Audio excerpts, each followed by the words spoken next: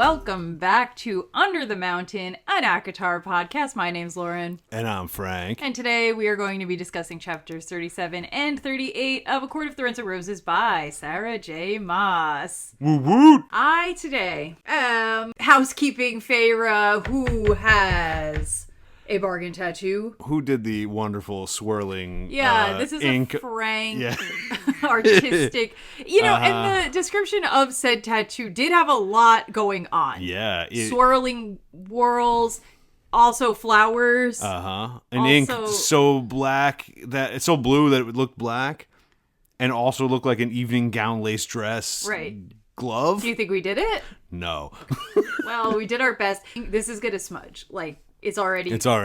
It's all over the. It's on me. But I love the maid costume choice, and that is what Feyre was for these two chapters. Effectively, she served, and she's in her maid era. She's in her maid era. It's like either this or like rags and a pillowcase.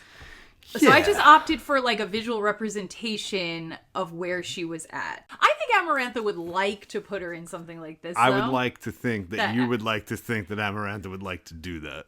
Well, that part's true. Yes. That I would like to think that. And I like to think that you like to think that. That's great. But what Amarantha would like, it's hard to say. It's really hard to say. Yeah. We don't actually get much. No. We can infer. We can infer some things. Sunday morning cartoon villain. All right, so we... Yeah, do you think Amarantha's canonically bisexual? No. All right, going on. I think she is phenonically bisexual, and I think that she technically should be bisexual. Who am I not saying that about? But I do think especially Amarantha should be bisexual. But do I think that Sarah cares to make... No. We get one later. It, to me, feels like a... Oops! You're right. I haven't done that. Okay, here you go. Here's a gay. Here's one. Here's a little bi for you. But whatever, that's just my take. And Frank is Rhysand. Yeah, of course. I'm back. Finally, though, the wings are appropriate. And we got to talk about that, because I'm very confused. We've got a lot to talk about. We're going to start with chapter 37. We left off after the Midgard worm. Feyre did come through. We were impressed. We liked what Feyre pulled off in the trial. Definitely. So she's not well. She did jump into that pit and get that bone stuck through her forearm. And this is a really confusing thing within the fandom. Okay. Everybody does think that it is her bone sticking out of her arm. So what you're saying is she dove in the pit, people thought she broke her own forearm, and this is her own bone shard sticking out that Rhysand pulls on. Yes, which is definitely worse. Not to say that this is good, but this is pretty bad. But that's really bad. This is bad. I agree with that. But that is really bad. Yeah. And no, I've seen it people really are like, what? It's not her bone? I'm telling you, if you're reading it fast, it is, if you read it really slow and actually look at every line, it is clear. You know what it is? Yeah, okay, because I'm thinking now, she dove in, and then she describes it as there's a bone sticking out of my arm. Yeah, it broke her arm. Bone sticking out of her arm because she fell, yeah. So I don't know. I don't think that Sarah actually messed up, because if you read it, it does follow a logic. Yeah. But there's just something weird about the wording and how quick it happens in the where it falls that I think makes people immediately go okay, it's her bone. So, but we can clarify now. Definitely not. Definitely a worm pit bone. Yeah, one of the bones she prepared. One of the bones she stole from him.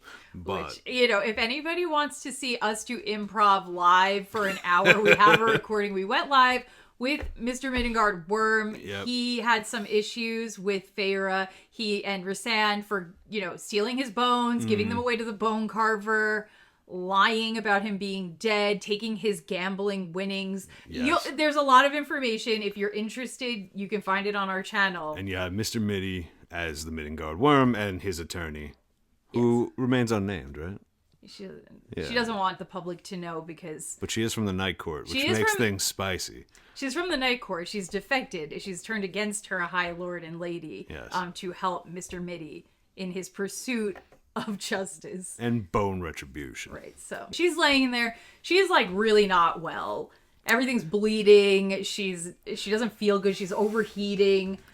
Which I think is interesting because her arm's limp, the one that has the bone in it.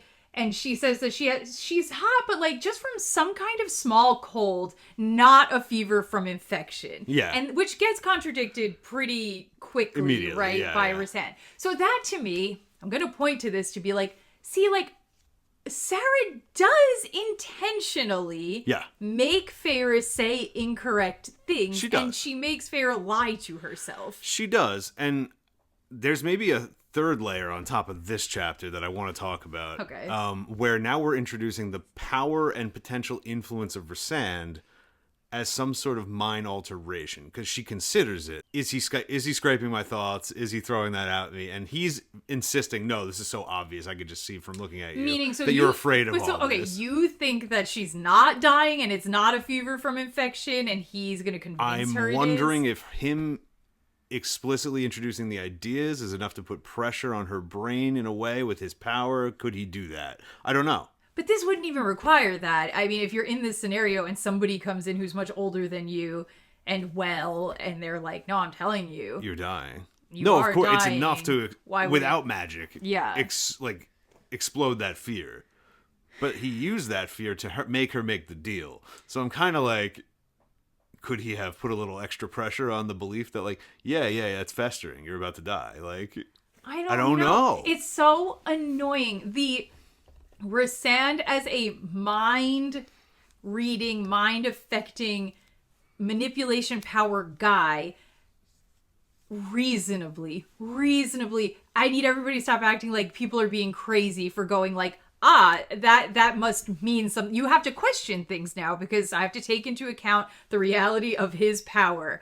And then it makes it hard because you have to like keep questioning all of these things.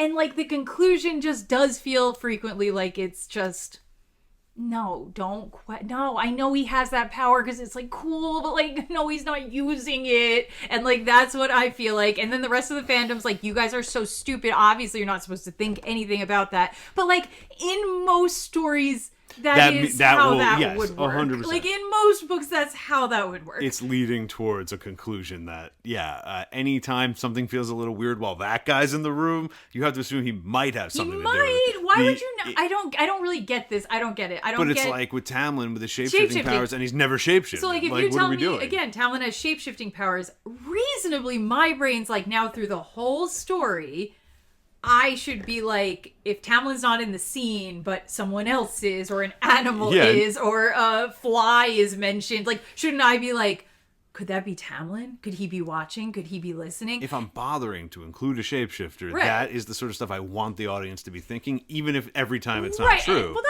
it should be true, like, it can't be true every time, but that's the fun of it. You're like, I'm trying to figure out what's the one time it's going to be true. It's crazy to me when it comes to mind reading and shape shifting, that the conclusion is going to be like almost maybe never.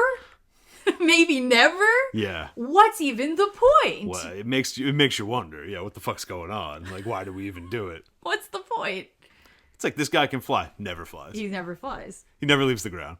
Doesn't even jump. Look, what are we doing? And then we're like, oh, wow, a plot point that's like perfect for a guy who flies. And we're just like, how can we get up there? And he never came. Yeah, he just doesn't show up. He never showed up. Okay, so our options right now when it comes to this is Feyre is lying to herself. Mm-hmm. And she does in fact have a fever from infection. I guess I'm struggling because like that seems reasonable. It seems like of course you would, right? Yeah. She has a bone sticking through her arm and she's covered in shit. Yeah. I'm pretty sure like, she's dying. I don't know. That seems normal. Yeah.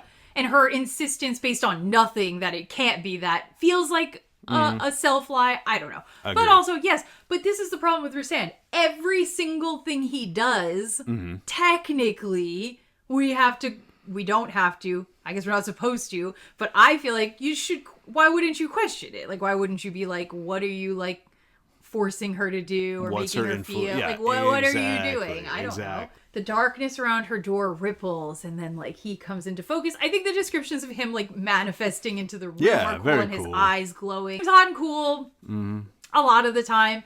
Also, like, I guess trigger warning. Like, if you guys are like, and going forward, right? If you're, I think you've gotten this far, you kind of get the vibe. But like, I love me some dub con, non-con, bad guy doing bad stuff to somebody. Like, I like it. So for some people, it's the later stuff with the lap dancing and such. For other people, it'll even be something like this. I get it. It's triggering. We are going to make light of it. We're going to take it seriously in the context, like, we're going to analyze everything and be like, if I were Feyre, how, like, in a serious sense, how am I taking this? But we're gonna... The jokes will be made. And I'm going to say it's hot. So, like, if that's going to make you upset, I respect that. I get it. I'm so sorry. But that's just my truth. So, just forewarning. Our evil man's here. And what does he say? What a sorry state for Tamlin's champion. Go to hell. Okay, she's dying. She wheezes out with her broken glass, like, throat, like. Yeah. Well, it sounds pretty bad, right? She's got a pneumonia. That's what that sounds like. She's got something terrible happening. So okay, I'll just introduce this concept because this is what my brain's doing the whole time. My brain's saying, no way, right? It's so much fun to read this when you just think he's a bad guy, like gray leaning bad, right? Like he kind of gets off on things like this. He's a little dastardly, but also he maybe has broadly good intentions for the world at large, right? Like he wants to take out Amarantha, but he's a little evil. It's fun. It's hot. Yeah. It is hard to read knowing the switch that's going to happen. It's hard to read and have fun with when you're like, okay, so this is all supposed to be fake and he hates doing this. There's no world where I believe that. Right, so here's the thing. I know what's coming. I know of it, but I haven't encountered it yet. So my brain's just saying, like, read what we got on the page. Just take it as it comes. And I'll really compare my feelings once I go through it. Yeah. Right now, this is a gray to black individual in terms of morality. He likes torture. He's from the night, and he's king of night. So I'm kind of like, this is pretty mild for what I expect. Stereotype, babe. He's trying. Well, he's doing it, and he's grinning and smiling. No, and he hates it. Is he observed at all? Is anyone? That's exactly where I'm going. So does he have one of those? No, I don't think so. So like, this is what I'm reading it going. And I get it. Everyone, the fans, the big fans, the big Rhys fans, the narrative is just straightforward, and maybe it is intended to be. I'm not going to bat for the idea that Sarah really had much else in mind, but they will be like, he explains it in chapter 54. Now, granted, I think it's chapter 54. That sounds right to me. Yeah. And now it's been a bit since I've read it, although I have come across like a lot of people like quoting it and using it in online debates. But so I'm probably going to be like missing bits and bobs here, but like, I don't feel like it explains it away. For a lot of it, why would he have to act like this alone with her? Now, I'll give you, it would take so long to like really break down each step to be like, does this actually make sense when you get all the way to the final conclusion? But like, he needs her to think he's a bad guy, right? Why does Amarantha need to think he's as bad as he is? Amarantha believes he is bad, and that is why he likes her, and that is why he's on her side. So she lets him have powers and do things because she's like, we are in it together. You agree with me. Okay. Right? So that's straightforward. Yeah. So then he also needs Feyre, I guess, to believe he's bad so that nothing through the grapevine gets back to Amarantha. So she thinks he's helping her, or she thinks he is lying and double-crossing her, a la Jurian, you know? Does that kind of make sense? It does, but it falls apart narratively. I'm trying to be like, does he have to be this mean to her to keep up that lie? Well, no, I don't think so. I feel like he does both of the things that are weird to me. Number one, he does not have to be this mean to her to get her to believe he's a bad man. He could be very aloof. He could be very like, I don't fucking care about you. Here's a little like, I'm going to come in and do something. I'll come up with a reason why I have to help you that makes it sound like I'm still shitty. But I don't have to like torture you. I don't have to like terrorize you psychologically. You don't actually have to do that for her to maintain that you're a bad guy. But you also don't have to be nice to her, which then does allow space for Amarantha to find out that you are lying. I don't get why he doesn't just maintain the middle path, which is like he's never really being nice to her and like letting it be known that he cares about her, because that is dangerous for him. And then I also don't understand, though, if he's such a good guy who hates doing this, why he has to push it all the way over to like, I am fucking with your head. It could have just been like, that's just his natural way. You're a human, you're below me. Here, let me fix this thing, but like, ugh, hate dealing with you. See you later. I think, because I don't really believe that he is good. I think he's default not a good guy. Okay. I think Rhysand it's very easy for him to torture. He likes it. But it's kind of fun. This is my problem, is I think that the Rhysand Sarah wrote in this book, that's true. I think when she was in this state of mind writing this story, he came on the scene, she was like, ooh, he's hot.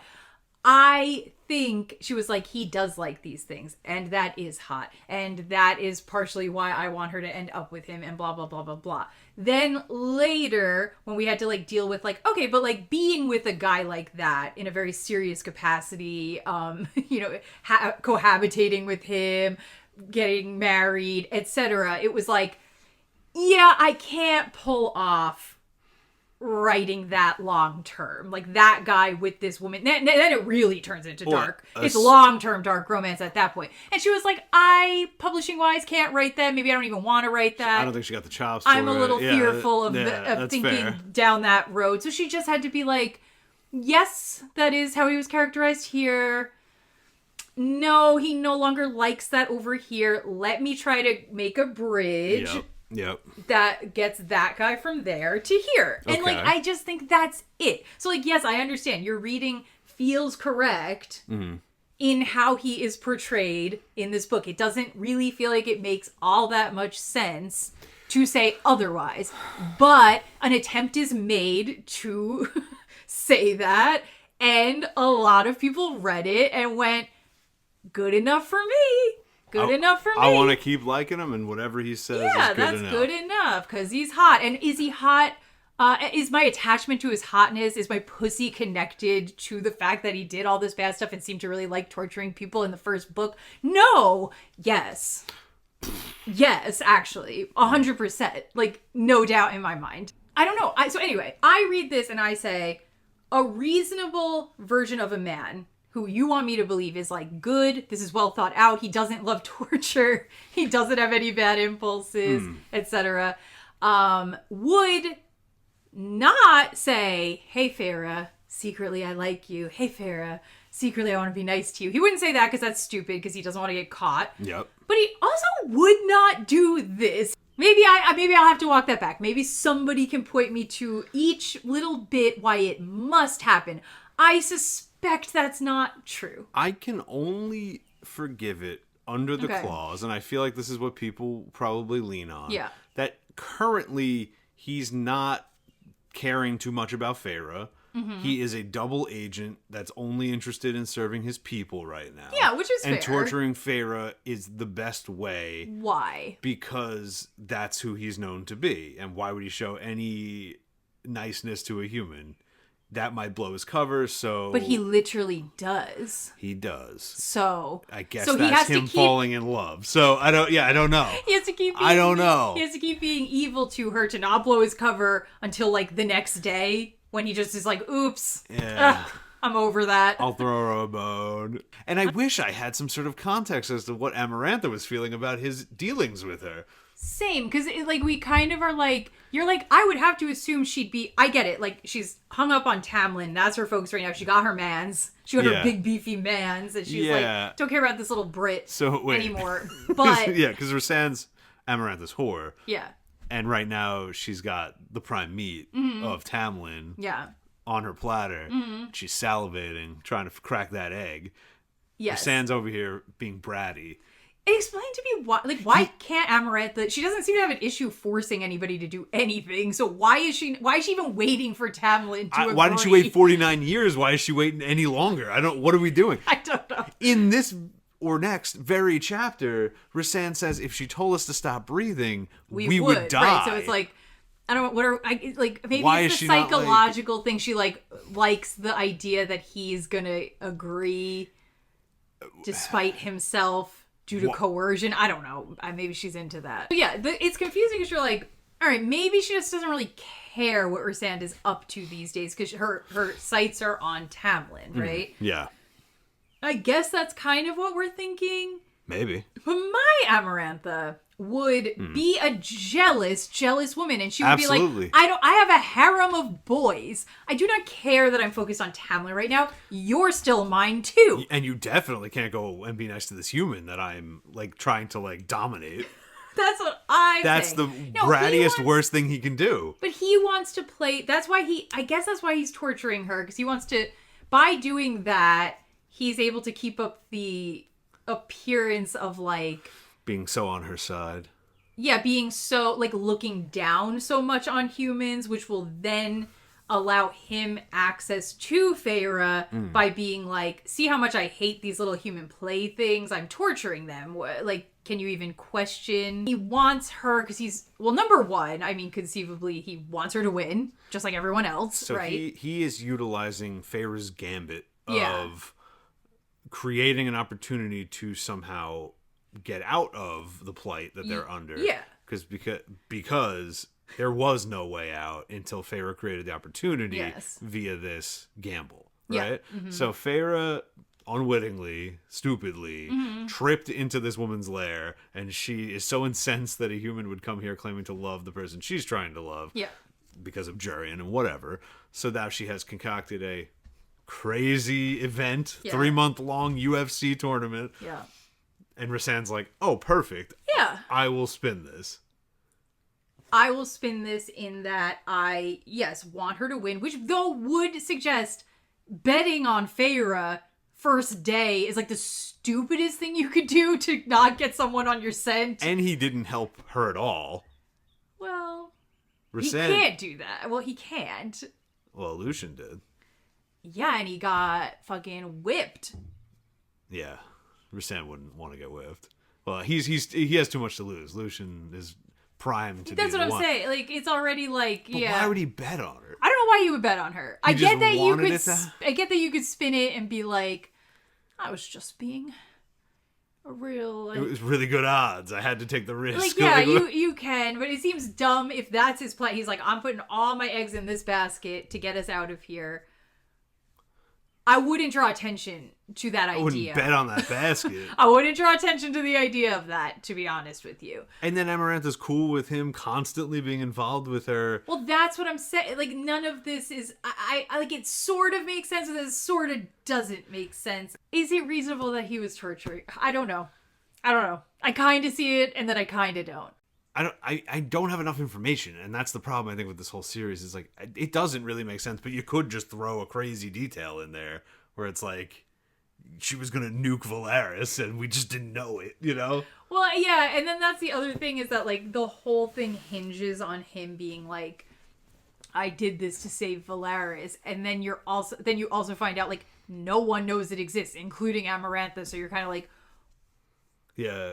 Was that even on the table? I mean, I guess conceivably he could be concerned that they would figure it out, but they hadn't yet. So it seems really premature to be like, I'll double agent whore for years and years and years, maybe just in case. Yo, I'm gonna do that too. All right. Yeah. They're coming to Long Island. They're gonna blow us up. I gotta go. I just got a whore for Amarantha for a couple of years, all right? That was really noble of you. Yeah. What a sorry state for Tamlin's champion. And then now we even have to get into the Tamlin and Rhysand of it all, because that part's real crazy. That's what I was holding back. That is his primary motivation here. I refuse to accept anything else. It's a great motivation. If you leaned into it, if you actually let it express whatever their brotherhood, sexual chemistry connection, like enemies to lovers to boyfriends to kissies to back to enemies who love, like whatever the hell they got going on for 500 years is the most important thing to Rhysand right now. Yeah, it's just, oh god, it's so frustrating because there are so many interesting elements, and I just hate the straight shooter fandom being like, God, guys, it wasn't because of Tamlin, it wasn't because of this, and it's all just based on like this one conversation that does not really tick all the boxes. It doesn't really, like, I'm just like, I understand it was put in and that was what I was supposed to do. I get it. I get that you guys think I was supposed to read that and just go, I've got no more questions. I can't, I should never interrogate what other reasonings and motivations this man could have. But that is so boring. I really, like, when there's so much here to, like, think on. A lot of people do not read to be thinking about other motivations. They read to be, like, given the story directly.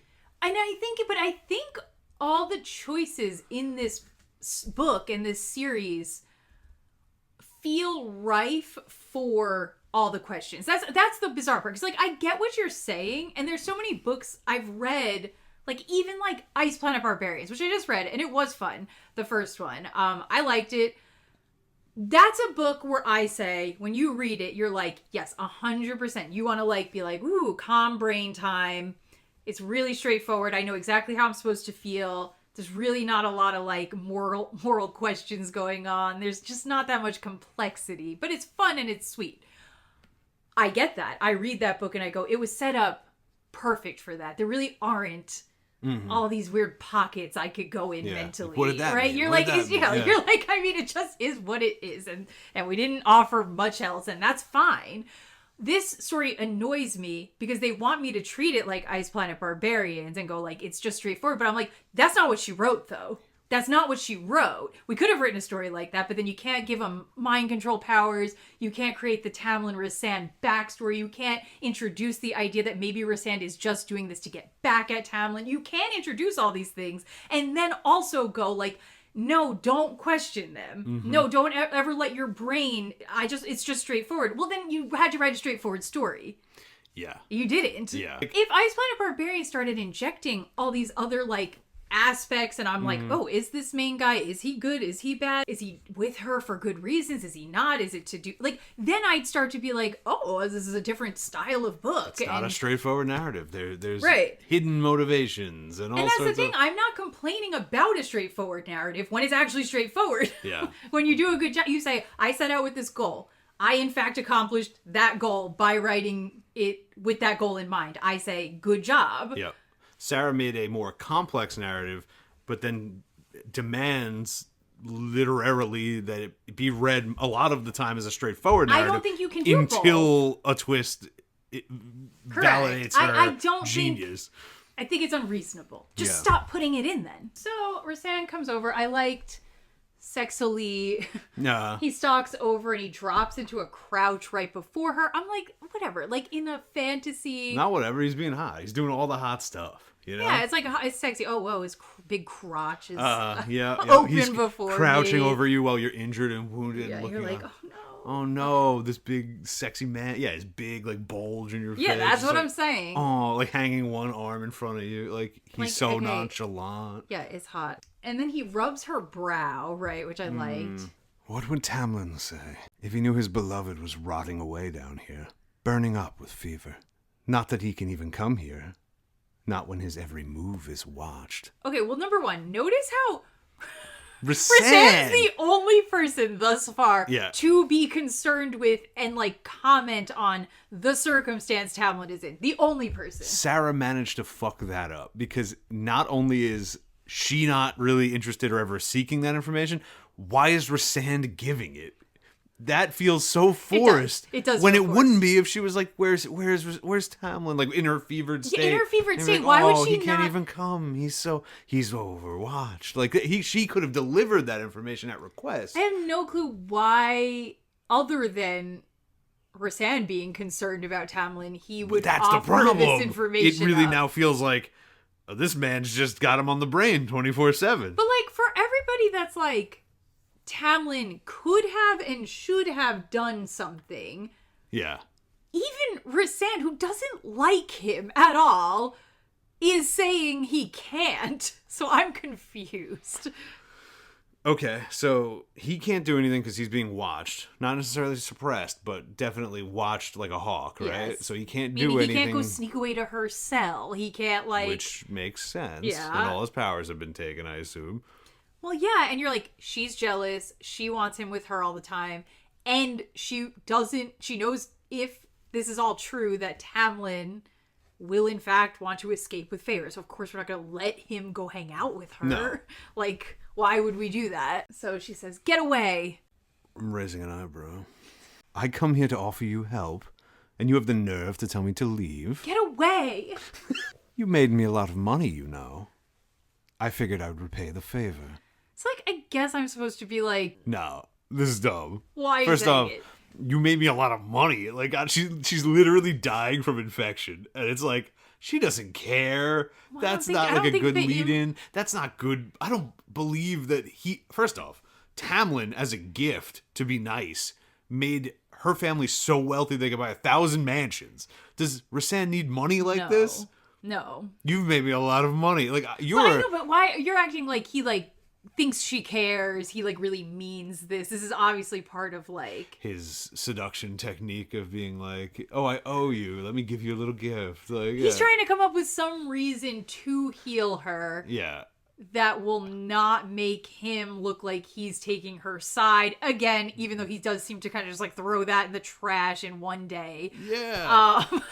But at this part, he's saying, I can't let her or anyone else know that maybe I want her to win, but I also have to heal her because nobody else can. And again, going back to everyone involved, everybody, Tamlin, Lucien, Rhysand, whether or not they actually care about Feyre is always technically, potentially irrelevant. Mm-hmm.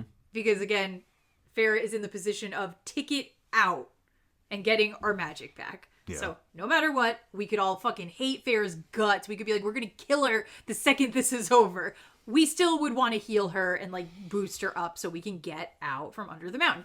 I think though, Amarantha must know that, even if she's not specifically concerned with like Rhysand, even for whatever reason, despite Jurian and Clythia being the thing in the back of her mind. Despite that, she's not paranoid whatsoever, I suppose, that somebody's going to double cross her.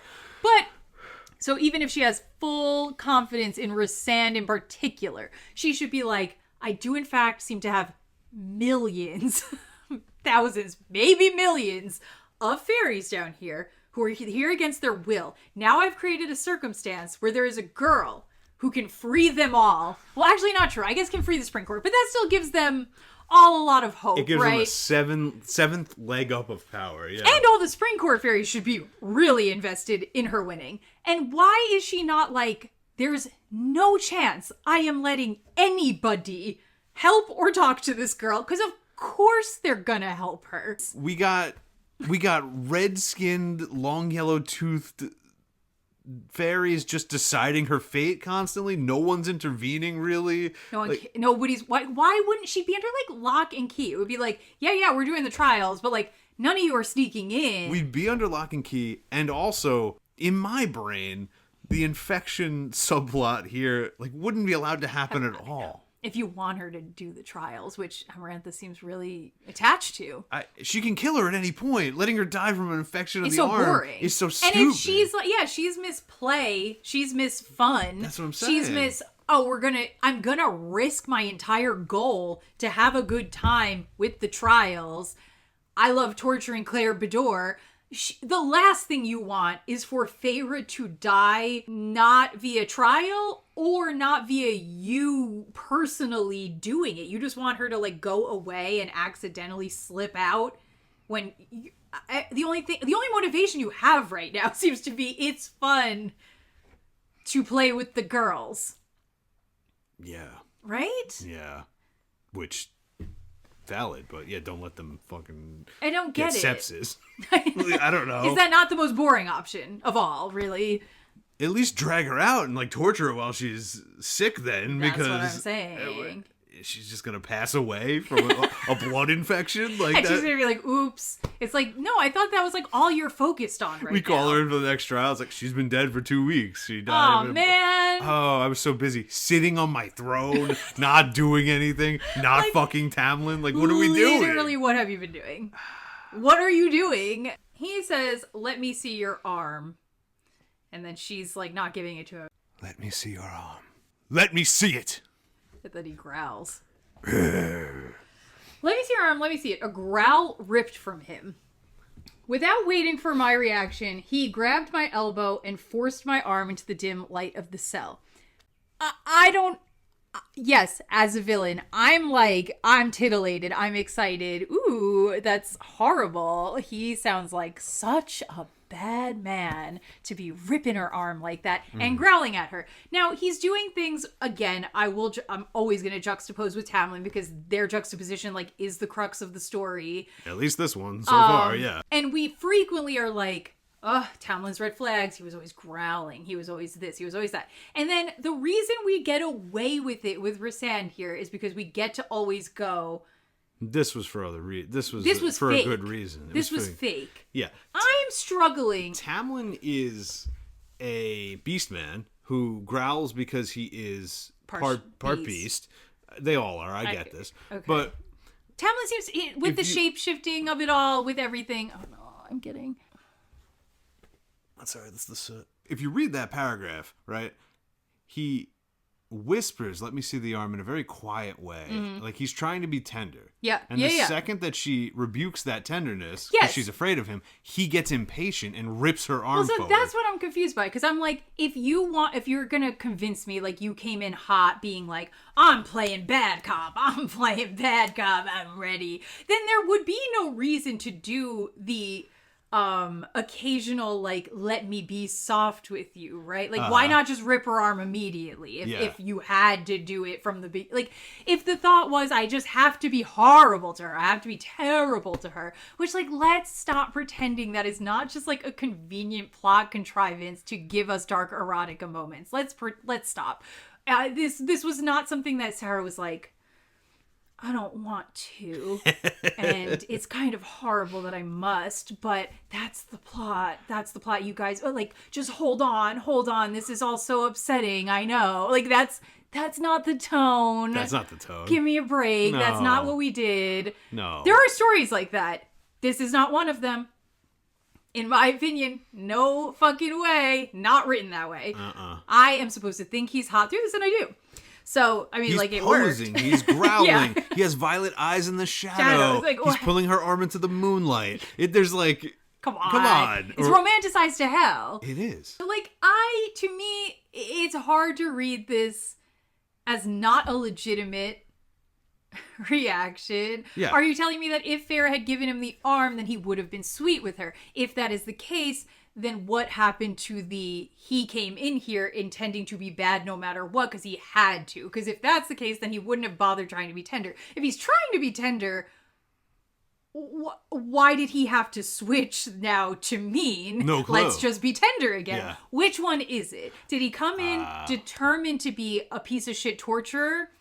Was that his goal? In which case, why did we ever say softly, can I please see your arm? Why would we ever say, let me see your arm all soft like that? We would have just grabbed it from the beginning. And if he wanted to be tender and he thought he could kind of get away with that, with being nice to her, why did he tone switch that quick? At the first, like, provocation. So, Feyre, he's grabbing her arm that has this bone through it, right? That's, like, infected, potentially. I don't know. Whatever. Who's to say? Someone knows.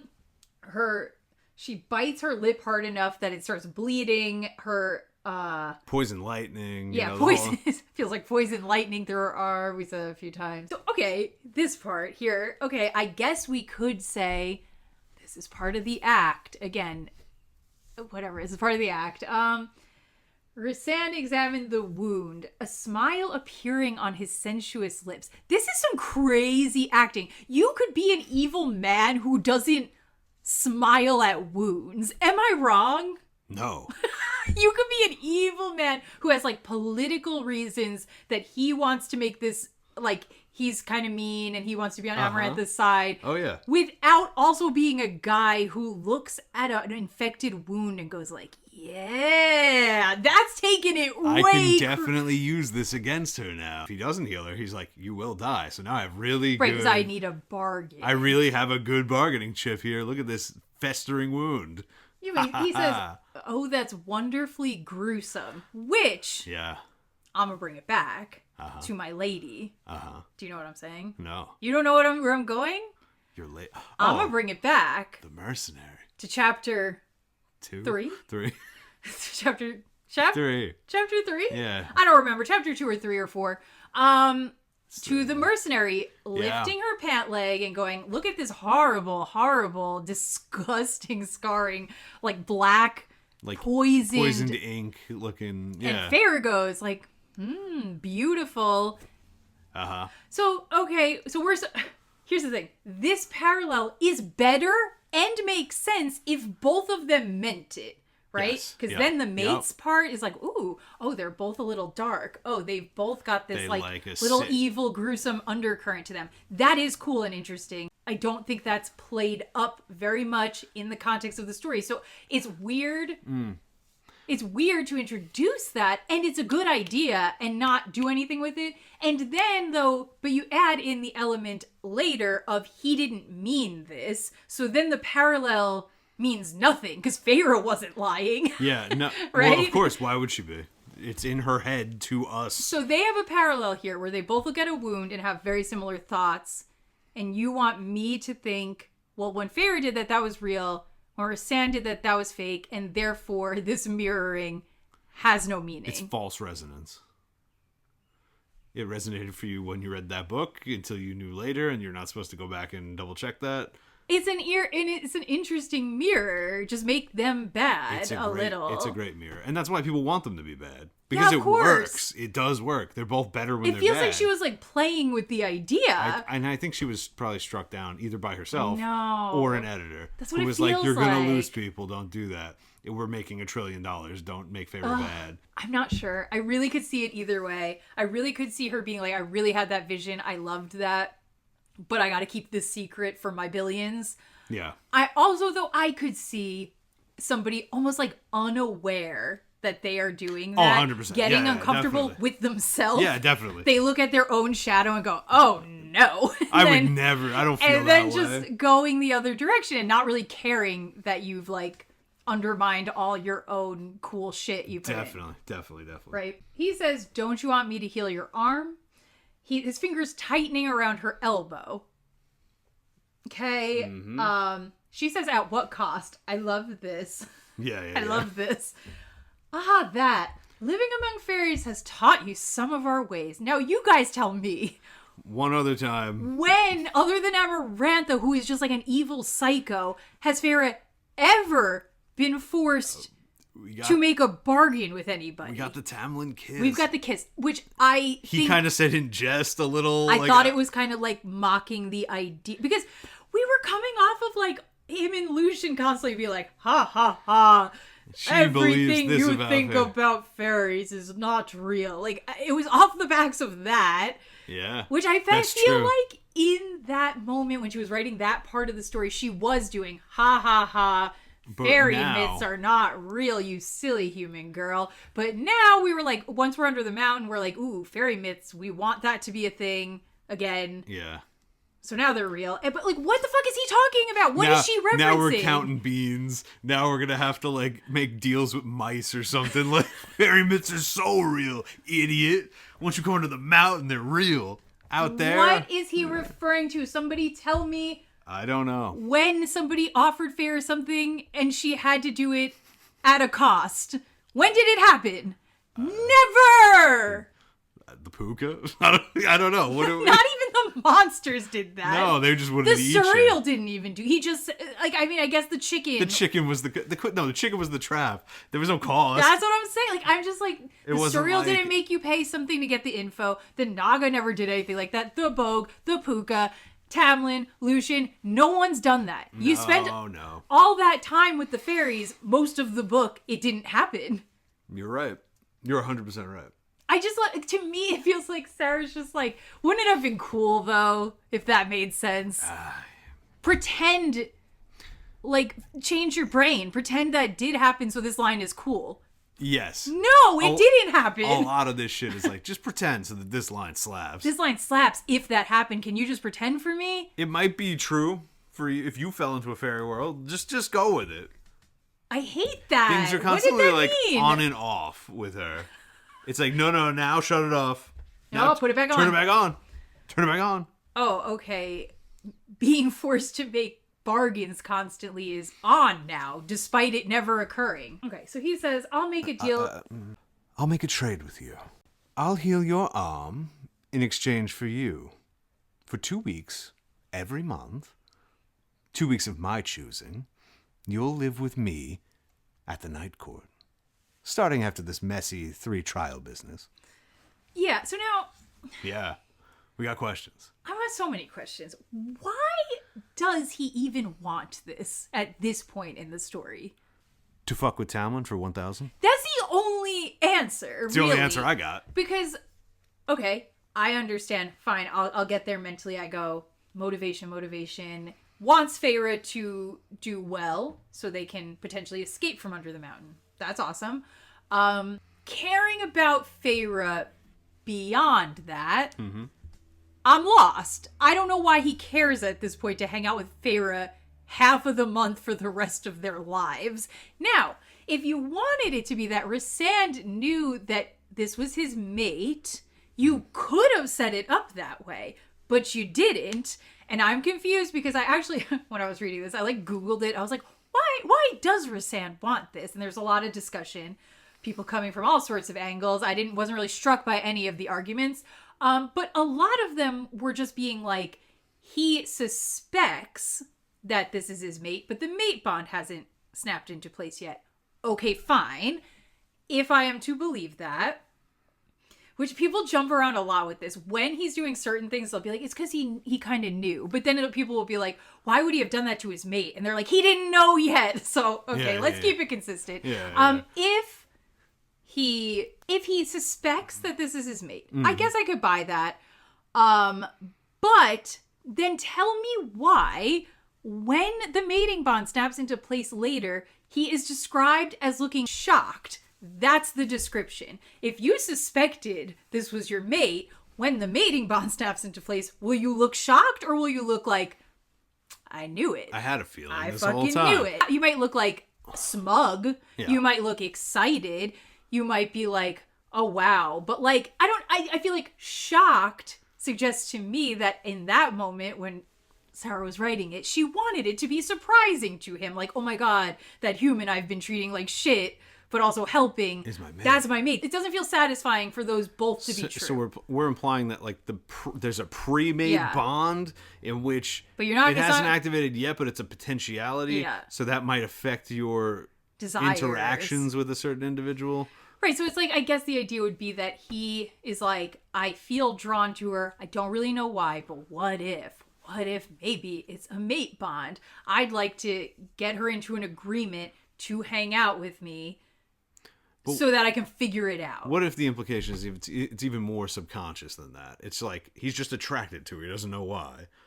Because I think if you're a fairy who knows about the existence of that, if you're attracted to someone and don't know why, might you always not think, well, maybe that's why. Well, maybe he just doesn't believe it could ever be a human. So he's like, something's going on with her. And she's Tamlin, so might as well take her. Let's be honest. The mate bond with Rhysand was not solidified in Sarah's head at this point. I don't believe it. No, she must have known. She must have known that was going maybe to maybe I would buy that she knew that's where we were going. Yeah. Whether or not he's making decisions right now based around that idea and he has some pre-knowledge of it, I don't know, maybe. I believe that. I mean, this is a clear setup for Rhysand being Hades, of course, Feyre being Persephone, and instead of 6 months of the year, it's every month, just a half a month, whatever. Same and it's thing. like a lunar cycle based, whatever. He gets her for whatever 2 weeks, and I guess Tamlin represents the sun, and he represents the darkness, and then it's her getting pulled back. Which is interesting if you actually just let that tension be a That's thing. so fucking good and wasted. It's so good. That's so good. Well, do you see why I was so hyped by the end? I was so hyped to get to book 2 and be like, yes, we're doing Christine and Raoul. We're doing it. We're going back and forth. We are going to feel so torn. We're going to feel so torn up. Who do we pick? Yeah. Only to go, the hot villain, not a villain anymore. Kind of boring now. She's not torn up about it, actually. There's very little tension. It just One was the right choice. Went by. And that was and one was 100% objectively the right choice. I'm telling you, you can't just decide for yourself what you might feel about these two men. I'm telling you. Yeah. Oh my God. It was literally the biggest letdown. I've never, and the fact that everybody's like, oh, book 2's the one that's gonna get you. It couldn't have had a more opposite experience. That was the biggest downgrade in the world for me. I think a lot of people aren't, I'll say it's smart enough to be on your level. Yeah, 2 hot Fey Lords fighting over me. That's the book I want. I want the tension between night and day pulling me apart. They're like, no, tell me who's right. Don't tell me. I just need to know which daddy to root for. He says that he's gonna make his deal. I'll heal your arm. But like, here's the thing. Yeah. Could Rhysand have healed her arm without this bargain? Without any bargain? It seems like yeah. Because we've never set that precedent up despite sort of being like, whoa, bargains. What? But also, could he have healed her arm with a much lesser bargain? Yeah. Lucian didn't make a bargain. Right. So, but I get it. The explanation ends up being that's part of him keeping up his bad guy thing. Because then she's like, oh, he didn't heal me out of the goodness of his heart. He healed me to get something from me. Yeah. But I don't really get... I kind of believe that's just true. Rhysand's playing the long game. He's trying to fuck with Tamlin in the future, assuming they get out of here. Yeah. And he's implanting a spy device in his house. Like, that's just... Well, okay, I know. This is what's so crazy. And this is where every fucking theory that I unfortunately have to, like, I feel frequently like I'm taking the side of, like, I don't think those theories are real based on a lot of things. But that's why I got sucked back in, because when I would hear these theories that are really based on, like, being like, yeah, of course, he was being selfish. He was trying to get to Tamlin. He was trying, blah, blah, blah. You're like, yes, I truly can't even imagine how you'd set this plot up this way without that being what we're exploring. Yeah. But I am scared that that's not even a part of it. That's incidental. That feels crazy to me, but I believe you. Yeah, if you, no, I mean, having seen some interviews and whatever else, I don't think she's thinking these lines. She's just using them. She's just using it for complexity and interest. But then being like, oh, the follow through is not there, so then that's it. So that meant nothing, and just keep moving. Because I think you're supposed to read these books with haste. You're supposed to pump through these books. Yeah, I'm not reading all that. Okay, he's like, oh, you must be holding out for Lucian to come, your friend, because he healed you before, didn't he? Like, oh, don't look so innocent. Sorry, you should read it. The lines are so crazy, right, let me actually. Just try. No? Really? Get out. You turned down my offer, and for what? You must be holding out for one of your friends. For Lucian, correct? After all, he healed you before, didn't he? Oh, don't look so innocent. The ACOTAR and his cronies broke your nose. So unless you have some kind of magic you're not telling us about, I don't think human bones heal that quickly. His eyes sparkled and he stood, pacing a bit. The way I see things, Feyre, you have 2 options. The first, and the smartest, would be to accept my offer. And then she spits at him. But he keeps pacing, only giving me a disapproving look. The second option, and the one only a fool would take, would be for you to refuse my offer and place your life, and thus Tamlin's, in the hands of chance. Okay, a couple of things. I don't know. So, like, again, we're constantly like, Rhysand, the king, the feminist, the giver of choices. And I get that he's playing his bad guy role right now. But I think there's definitely a way he did not have to force her into a situation where her options were, I die, or I agree to be kidnapped by you. Yeah. Yeah, every 2 weeks. And then everybody still, to this day, despite everything lore-wise that we get told, are mad at Tamlin for kidnapping her. And I'm like, again, I will always say, of course, from Feyre's point of view, she's allowed to be mad at it, even if he had great reason to do so. Why Rhysand's bargain is not considered a kidnapping scenario, that is a way less good reason to kidnap somebody than saving the world. Am I wrong? No, you're not wrong. These people are acting like the ends always justify the means, though. And her ending up with Rhysand is the ends. That's what's good. So no matter how we got there is good. Tamlin doing it when we didn't end with him makes him bad. It doesn't mean anything. It makes no sense. They both, and Feyre now falling in love with two guys who kidnapped her. I know, she's Stockholm Syndrome queen, and, like, Loves I get that it. shit. I get it. Yeah. But, like, let's not act like Rhysand's version is not also Stockholm Syndrome coded, because it is. He is also doing kidnapping in this moment, which I agree is hot by romantic trope sense, but then we're not allowed to get mad at Tamlin's kidnapping either, because then we're just saying kidnapping in this world is okay because we're trying to titillate our audience. Which, by the way, he looks at her after saying that, in which she says, something primal inside of me went still and cold beneath his gaze. More adding to the list, Feyre's never scared of him. Feyre's never scared of him. Yes. What? Red flags. Oh my God. You guys, you had to be stupid not to see that Tamlin was a red flag when he was growling. If I wanted to go back and say, you had to be stupid to not see Rhysand was a red flag when something primal went cold inside of Feyre at his gaze. We can play this game all day. It's a stupid game to play. It's a stupid game. You're supposed to be getting turned on, and that's it. You're supposed to be having a good time. Well, no, but Sarah's on their side. I fear. Well, that's why you stopped reading the book. And that is why I did stop reading the book. That's why you stopped. Right? And then he's like, so let's say I walk out of here. Perhaps Lucian will never come. Between you and me, he's been keeping a low profile after his embarrassing outburst at your trial. Oh, I haven't said this yet. What? Because this is just a thought that was in my head. You know how much I would have loved a scene of sick, feverish Feyre being dragged out of her cell to watch Tamlin whip Lucian and, like, everyone laughing and her just having, like, a fucking, like, horrible time because she's, like, in this terrible, sick space. And then Rhysand goes to her after and is like, Tamlin I could heal you. Maybe she wrote it, though, and they were like, that's a little much. Get that out of here. Give me the cut. I know there's secret chapters. Give me the whipping cut. Whip Lucian. Give me the Lucian getting whipped cut. Give me bonus chapter 37A, the lashing. Yeah, talking about the bonus chapters, that's not included. That's what I'm saying. But you know what? I'm going to come to Sarah's defense a little bit, because I think that's possible. Yeah.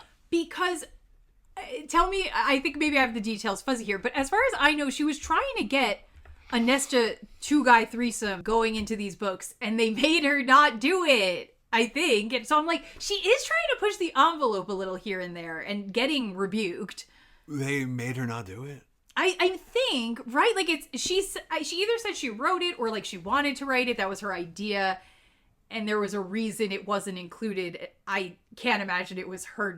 It sounded like it wasn't her decision. Yeah, that's fun and hot. And Nesta would. So why all right. You know? Maybe it's in the next book. We can dream. It's not. So yeah, then we find out Amarantha is not pleased with Lucian. Tamlin even broke his delightful brooding to beg for him to be spared. Oh my goodness. No, that's so sad. That's really sad.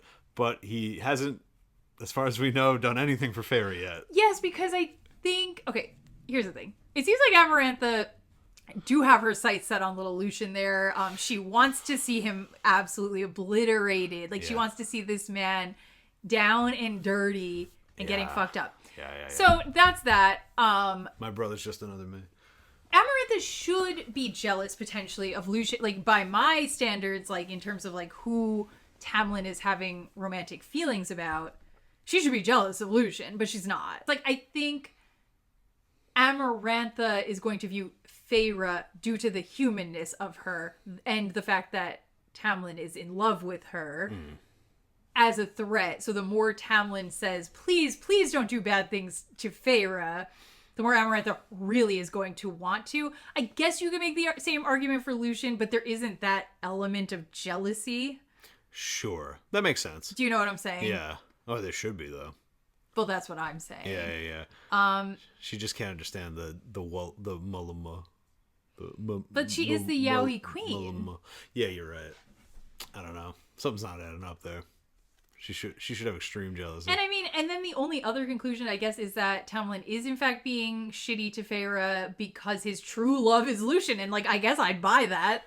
It's not that far. It's not like that big of a stretch. It's not a huge stretch. It's really not. It says, she listened, of course, but only after she made Tamlin bestow Lucian's punishment, 20 lashes. So, like, yeah, the fact that happened off screen, the fact that I could have seen my boys in, like, ultimate BDSM scenario is insane. I know. Corded, blonde, like, rippling Tamlin with the big whip. Pretty beautiful Lucian with red lashes mixing with his red hair. Like, come on. We were robbed. We were robbed. We were robbed. But it did happen. Canon. It has occurred. Canon. But yeah, so I'm supposed to read this and be like, Rhysand is disgusted by these things. Rhysand he doesn't like it. He doesn't even like having to tell her this. He doesn't like that it's happening. And it's all acting. I don't buy it. That's stupid. What a bad character, then. You should have I don't know. How could it have been presented? If that was like the plot you want, right? You're like, I want him to have this mask on. I want him to be bad. He is tortured by this. He is tortured by the fact that he must perform this. How could you write it that would get that across to me? When she's in his room later, there should be a notebook like with tears all over me. Like, I had to see another whipping today. Like, I don't know. I'm just saying, how could you write it and in get this that? goofy goober narrative? I don't think you can. Shouldn't he be like just fucked up later after all this? Well, if this is really fake, if he doesn't have this nugget of like, from what I hear, we get a whole book or half a book of Tamlin and Feyre's PTSD exploration. Yeah. But Rhysand, who was there for years. Yeah. 47 years or something? I don't know. However long, 49, 7 by 7? Yeah, because it's like super admirable when like you go through trauma, but then like the girl shows up and you are able to be like, it actually didn't affect me because I'm here for you.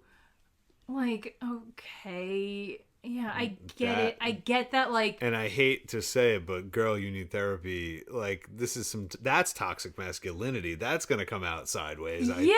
How much did you hate it? You did things you hate for 50 years, which is at least a 10th or a 5th of your life. That's a long time. Mm. Like, utterly detested activities, like fucking a woman that you despised constantly and spinning on it, right? We know he'd just be spinning. Who's he spinning on? The strap. Oh, you think that's how it's going down? The ACOTAR's getting involved. It's a whole thing. But he hates the torture. Why is he so good at it? Why has he got so much flair for it? That's what I'm saying, right? He doesn't need all that. He's like Broadway level performance torturing people, like being just like cruel, grabbing your chin while you're like walking by the rack. And he's just like, I hate it every moment. It's like, wouldn't he be more fun if he didn't hate every moment? Of course. Of course. If he was like, yeah, I don't know, I snapped to it. I'm pretty good at it. But here's the thing. There's so much, as we keep going, of like the Tamlin angle of why he's doing things. And that doesn't actually like go away. When he tells her in chapter 54 about why he did everything. Yeah. Tamlin is a motivating factor still. It's like front and center. Yeah. In that explanation. So it's sort of like, why am I not supposed to think that there's like something going on? There's history. I'm sorry. And does that not make Rhysand complicit in a bad way? Because putting Feyre in the middle of that, because you're angry at this guy, is morally not good. I would right? Agree. I would agree. I don't know. I would agree. Why are we gonna act like, oh no, well, that part he didn't have to do. That was just an emotionally bad thing he's done. But he's not abusive and Tamlin is, and that's just how it is. That's how it is. So saith God. So then he does what you think is big manipulation. He's like, already you're wondering if that fever of yours is the first sign of infection. Yep. Perhaps they're unconnected, perhaps not. And then, whatever. He just keeps going. He's like, people are like, I just saw somebody on Reddit comment, because someone else said Rhysand's manipulative, and they were like, manipulative? I've never thought that about him ever. Like, what are you even talking about? Did you read the first book? I mean, that's all I got so far. And he's manipulating her. Like, maybe he's got a reason for it. Maybe you're dying. Maybe you're not. Maybe you can wait for Lucian. Maybe you can't afford to. Maybe you simply must agree to be kidnapped by me. or you're going to die, or you'll and die rot here, and your father will never see you again. Like, that's what he's doing. I mean, how is that not manipulation? He's twisting the knife, the bone. Like, again, hot and cool. Definitely evil. manipulation. Definitely manipulation. I don't know. He tells her, "You're dying." Yeah. Well, and while he crouches in front of her, like in her face, it says, "You're dying." You're dying. Okay. How much are you willing to risk on the hope that another form of help will come? Well, she says, "Go to hell." So then, swift as lightning, he lashed out, grabbing the bone in her arm and twists it. He twists it. He twists the bone. Yeah. Yeah. Fucked up. Do I feel a little tinge of excitement? Of course. And poison lightning. And poison lightning? Yeah, I do. But yeah. Again, I'm trying to I'm like, okay, fantasy brain up here. We've crafted a bad thing but could think hot for me as the reader outside. Yes. I'm Feyre though. Mm-hmm. This is bad. Like, that's unequivocally not a good thing. Yeah. Her tendons she screams. Yep. I thrash and writhe, but he kept his grip, twisting the bone a final time before releasing her arm. He's smirking at her. It's all fake. It's all fake. He hates this. He hates this. Do you really think when she wrote this, she was thinking, he hates this? Or do you think Sarah just thought he was a hot villain the same way I'm saying I think he's a hot villain? And he liked it and that was hot. Do you think... Come on. They're not going to admit it. She had no choice in this situation. So regardless of whether he had to do this or not, he is putting her in a position where she is in fact getting, I think we would classify this as torture, right? She's getting tortured to agree to be beholden to him kidnapping her. Cut and dry. That is like what is occurring. Unexplained terms too. Like, and they're going to be like, because when people are like, I think it was really bad. You guys keep saying Rhysand's a good man, but I think it was actually really bad that he twisted that bone shard in her arm. Yep. And then they'll be like, he had to do that because she wasn't agreeing to the bargain and he needed the bargain to heal her arm. Well, number one, did he need the bargain to heal her arm? I don't think he did. Under no circumstances do I believe that. Lucian didn't have a bargain. I don't think he did. Arm. So and it's not and the bargain could have been anything then. The bargain could have been anything. And then it's like, yeah, he really wanted her to do that bargain because he liked her, I guess. That's not a good enough reason to do that. Why couldn't he just steal her at some point if he wanted to steal her? He didn't need a bargain to do it. And then it's like, oh, because he needed her to consent. This isn't consent, obviously, This isn't consent. Guys. We're twisting like, the bone. What the fuck are you talking about? It's not consent. So there's no consent. This is like a weird... It's exactly the same. Him coming and just stealing her away or doing this and getting her to say, I agree, are morally the same action. Yeah, definitely. Right? Definitively. Yeah, no, 100%. It's just temporally like placed in the past. That's all. We got her forced consent before instead of stealing her and taking her in the present. So you didn't get consent. The bargain was not consensual, which is fine for a bad guy to do. Yeah. Go ahead. Let the bad guy do non-consensual things. Well, she did say yes. But it's like, I don't know. If I start pounding on your head until you like beg me to stop if you agree to XYZ. It wasn't like... Is that under duress? Would it stand up in a legal court of law? No. But a fairy court, sure. And I understand. This is bad. This is a bad thing. When Rumpelstiltskin comes to you and says, oh, I'll sew all that thing out of gold because your head's going to get chopped off in the morning, but you have to give me your firstborn baby. Everyone reads that and goes, that's not really fair of Rumpelstiltskin to do.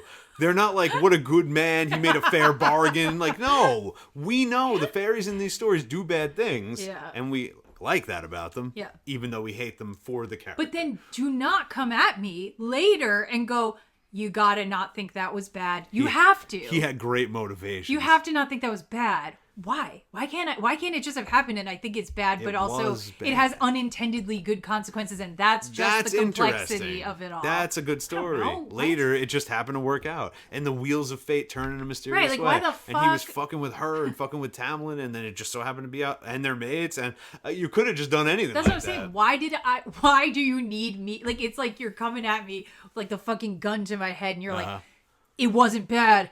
Agree. It wasn't bad. Like, no. Like dual mates. She was mated to both of them at the same time. People have theories about that, actually. Yeah, well, I have theories about that, but they're all erotic.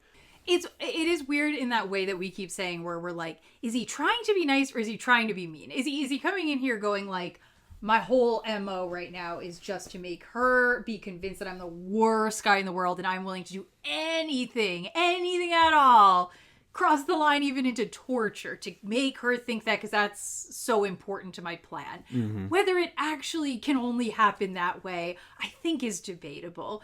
And I could talk about it all day. It would be fun to do almost like a separate episode that's just like exploring, does the bargain make sense? Probably better to do, though, once we're like further into the series and stuff. A little bit more context. But it falls flat when he doesn't maintain that. Yes. Right? I guess that's my problem. If he maintained that the whole time, that would almost be more convincing for me. Sure. If I was like, he was dead set on the idea that he had to be mean, like the worst guy ever to her the whole time, and he did it the whole time. Granted, from a reading standpoint, feels kind of weird when you go like, and don't you kind of love him? Like sort of. So like you needed that softness to break through. But then by allowing that softness to break through, it makes you question, why did you hurt her this badly if you are also comfortable letting through the crack of niceness, right? Then you didn't need to keep it up. You didn't actually believe you needed to keep it up that starkly. Then that was a crazy thing to do. It feels like you literally are just toying with her. You're having fun toying with her then. Going back and forth, playing the yo-yo game like a cat, which he's described as. Yeah. And it has nothing to do with how, like, you did like it, you didn't hate it, like you. And like, wouldn't it? I would love, again, the night and day thing, and like really, really keeping that up, and being like, part of what you have to accept about Rhysand is that he did like it. He liked it. And he also has good motives, but he is a guy that like loves being dominant, being in charge, being on top of people, playing with you psychologically, like imbued in his power that he was given by the land. Exactly. He loves these things and he can't do anything about it. That's an interesting story. And that's what you love about him. Like, and it's that's what the would be audience a hot loves. story. That's what's hot. That's what Feyre could like in a way and learn to like find the softness in the like. There's so many, and just like grappling with it. And she's like, "Do I sort of have that in me?" Well, she kind of does. I just find all of this is so muddled.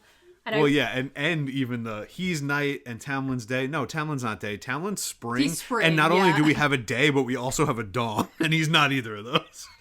You're right. So sorry. You're so right. Yeah, but you do like the sun for the flowers, I guess. And the sun is there sometimes. The sun is there, yeah. So yeah, he is just torturing her. I guess I'm supposed to think it is a good enough explanation for him to be a great, fantastic feminist guy, not an abuser, so unlike Tamlin when he did this, despite it all feeling really like, I guess. The twist, the bone. Whatever, so she spits in his face. I mean, he's... yeah, right? Sure. I like this line. This was a tight line. I bet you'll be spitting in Death's face when she comes to claim you too. Love that she is a she. Wait, I copied it. I didn't even realize it was she. Yeah, loved I noticed that. I was like, okay, that's cute. Yeah, but he says, this is the last time I'll extend my assistance. Once I leave the cell, my offer is dead.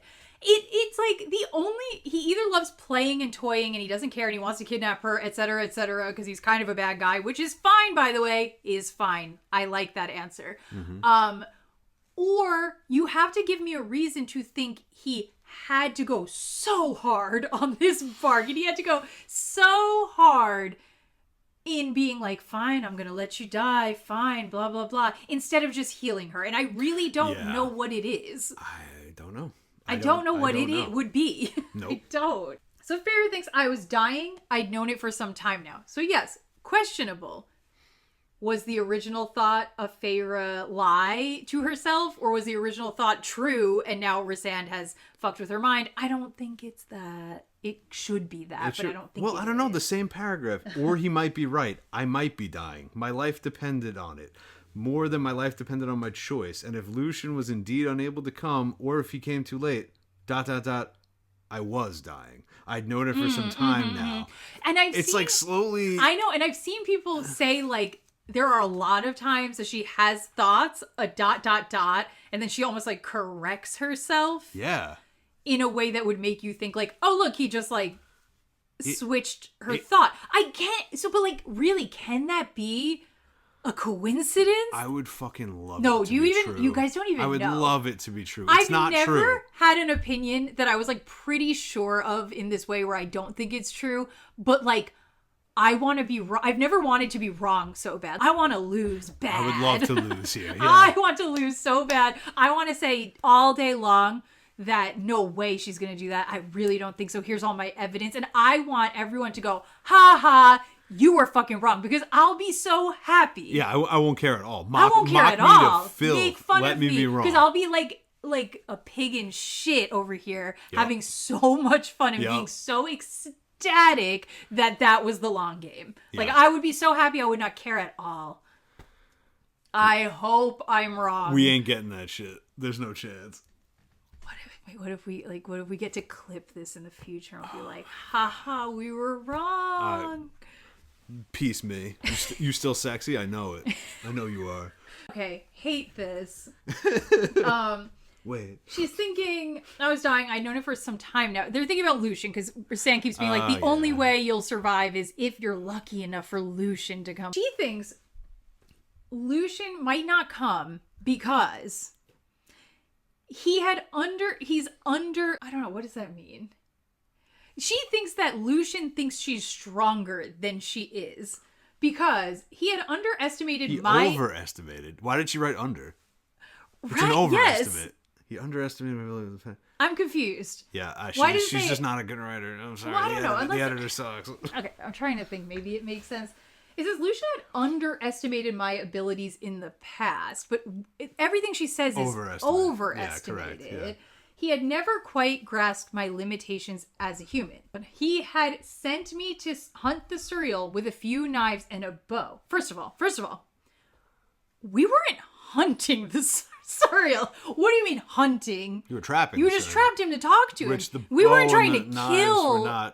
We weren't trying to kill the Surreal, were we? I hope not. So, number one, you asked him. He'd sent me to hunt the Surreal. And also, the Surreal wasn't you're acting like he sent me to do this and that was so ridiculous because obviously it was so dangerous and I almost died, right? That's sort of the implication. Guess what didn't cause that? The Surreal. It was the Naga. It was the Naga. Which the Surreal could have been in the forest any day. The Surreal never did anything to you, actually. She did get scared of it. She was just like, "Oh, yeah, because it's ugly. Because it's ugly." I know. Which, once again, just like Alice, just like the bug gardeners, Feyre hates nothing more than an ugly motherfucker. Because when Rhysand changes into the beast, what does she think? I had fucked up selling my soul to this. Oh, damn. I really fucked up. It wasn't the fact that he, like, tortured your injured arm. It was that he turned mildly ugly, which doesn't even sound ugly. You just have a weird reaction to people not looking human. Yeah. Hence the lesser Fae. Yeah, Feyre's racist. We really... That's a video. But also, like, Lucien might not understand the gravity of an infection like this. Why would he not? Also, why are we assuming he does understand, he wants to come, and he literally cannot? He just got whipped by Tamlin. And that's not part of her thought process. Maybe he's dying. Maybe he's infected. I don't know. Why can't we assume that maybe Lucien just can't come? But that's not even part of her. I know. Like, maybe he's too wounded to come. That doesn't even come up. No, it's that, he fucked me over. He fucked me over. That sounds like intrusion. I'm sorry. That sounds like a mental, like, poisoning. I'm sick of this. I know. Okay. So then he's like, Rhysand's like disappearing into the darkness. She's like, wait. And she's like, for Tamlin, I would sell my soul. I would give up everything I had for him to be free. Really? I haven't heard you ask about him once, and I'm going to give you a pass here, girl. Like, you should have asked Lucien. Fine. You didn't ask Rhysand while you were, like, dying and he's being a psycho. Next chapter, though, please explain, for somebody who's willing to sell their soul and give up everything for Tamlin, you do not have a single thought about him and you have not asked one question about this man. Just like, wait, but it actually is weird. Remember when it kept being like, The only thing I'm worried about is my family.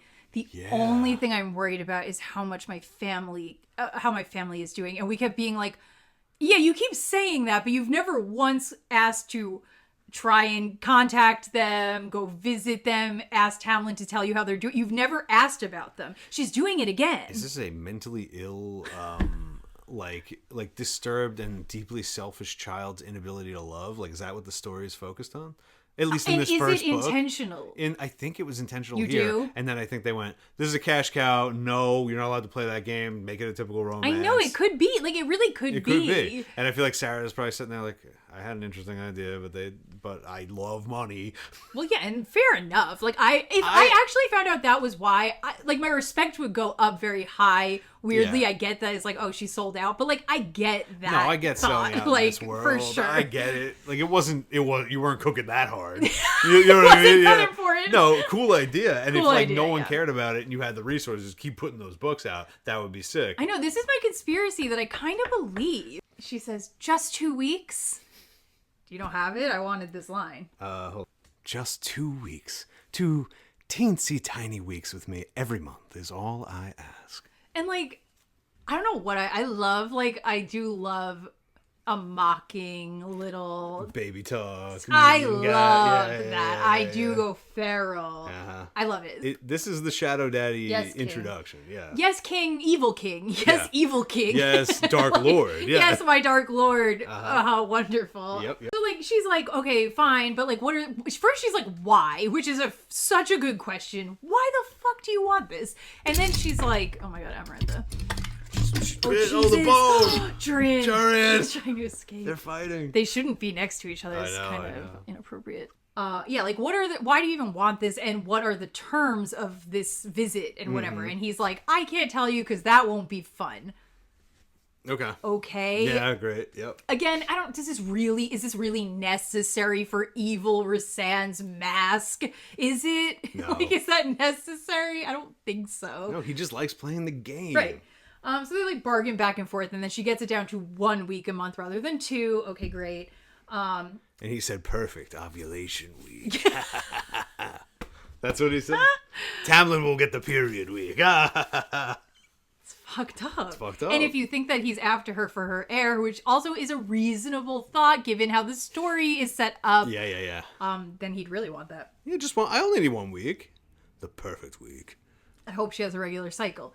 So they agree to the deal, and he just like a creepy little man grabs that bone and rips it out, which, to be fair, just like wrenching her nose back in place, we are definitely supposed to eroticize these men manhandling her. And we just took the idea of, do you like getting thrown around? Do you like big men throwing you around? Let's take it to, it's a story, right? You're allowed to do whatever you want. Yeah. Take it to its most extreme conclusion. What's the most intense version of manhandling? Well, it's this. It's grabbing your injured arm, ripping a bone out of it. You're passing out. He's doing some creepy spells to you. So then she wakes up and she's like, looks at her arm. She's got all the whorls and also flowers, and also I don't know what it's supposed to look like. But what does Rhysand have to do with flowers?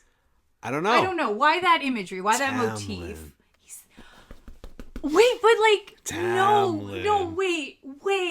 It's because of Tamlin. It eats so hard when that's true. I know. So like in his soul, he's making this deal with her and thinking like, oh my god, I want this to get back at this man who's in my soul, who's in my heart, who's in my dick. In my dick. He's in my dick. All of that manifests as his symbol interspersed with Tamlin. Yeah. Tell me that doesn't make sense. And it eats. It's hard. It's goes sexy hard. as fuck. Yeah. You're this little horrible conduit in their like feud, and you've got like a physical marker of how obsessed with this other hot man he is on your body forever. Yeah. It's Phantom X Raoul with Christine stuck in the middle. And that's honestly the one thing that could improve Phantom. Yeah, definitely. The only thing. And it's implied. Like, definitely not. I wish. So she's like, what have you done to me? And he says, it's custom in my courts for bargains to be permanently marked upon the flesh. Okay. Sexy, but whatever, yeah. And yeah, she's got the large eye tattooed on her palm. It's it's feline. Like, other than us constantly being like, ooh, Rhysand's got feline grace, what do felines have to do with him? Anything? I don't know. Am I forgetting something? They're maybe nighttime hunters, some cats. I don't know. Let me know if I forgot about the cat thing that's related to him. She says, make it go away. You humans are truly grateful creatures, aren't you? You didn't tell me this would happen. You didn't ask, so how am I to blame? And what do we end this chapter talking about? This big chapter. The bargains made. Feyre and Rhysand have really gone head to head. What is the ending here? Well, yeah, I mean, it could be anything, right? Like, it could be like really important events. Yeah. It could be,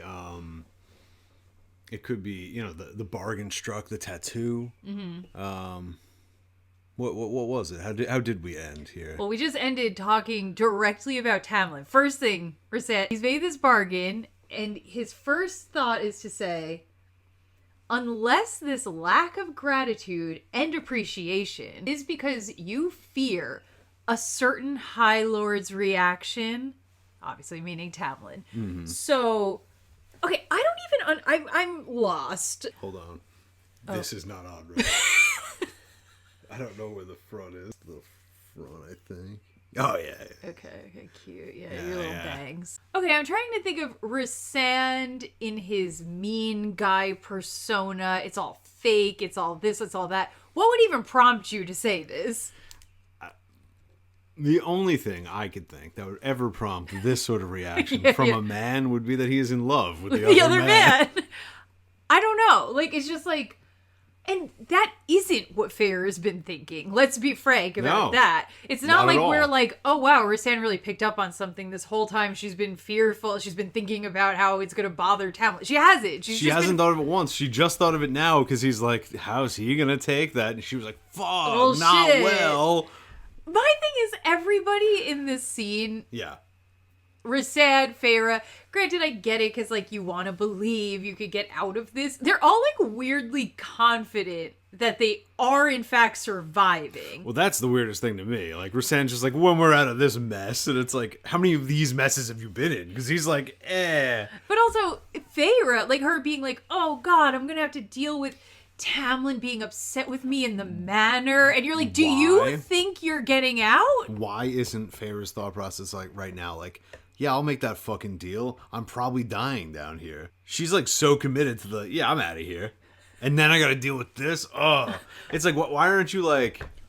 I just don't even think that my brain could care about something Tamlin being annoyed later when we're being domestic. It's like, we'll see. I don't know. We'll see. That's what I'm saying. We're in the end times right now, so... And then, like, I don't know.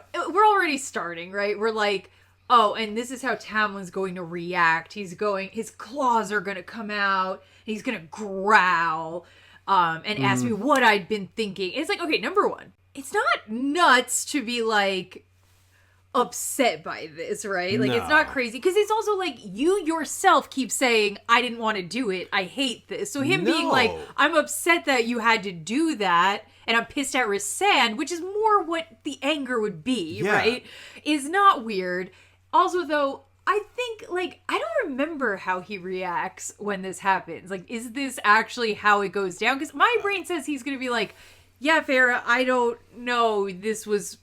horrible circumstances. Under duress. But I'm certainly mad at Rhysand for forcing you into that situation. That's what I'm thinking. But yeah, everything about Rhysand being focused on how's Tamlin gonna take your new tattoo? How's Tamlin gonna feel about us being together? How is Tamlin? I want to steal Tamlin's girl. Tamlin, I'm gonna be watching through your hand. Feyre, lower your hand a little bit. I want to see with my big feline eye what Tamlin's packing these days. Get that, yeah, literally. Yeah, give him a hand job, Feyre. Feyre, why is your hand going in my ass? Feyre, I can't control it. It's the eye. Did you enjoy that rusty trombone? Ew, what even is a rusty trombone? You know, I don't know. You don't know, do you? It might involve the very butt. like high school coded. I know, that's why I picked it. Rhysand says, I think I'll wait to tell him until the moment's right, though. But like, isn't he just gonna find out really soon. The next time he sees her, yeah. You have a big tattoo on your hand. What do we mean?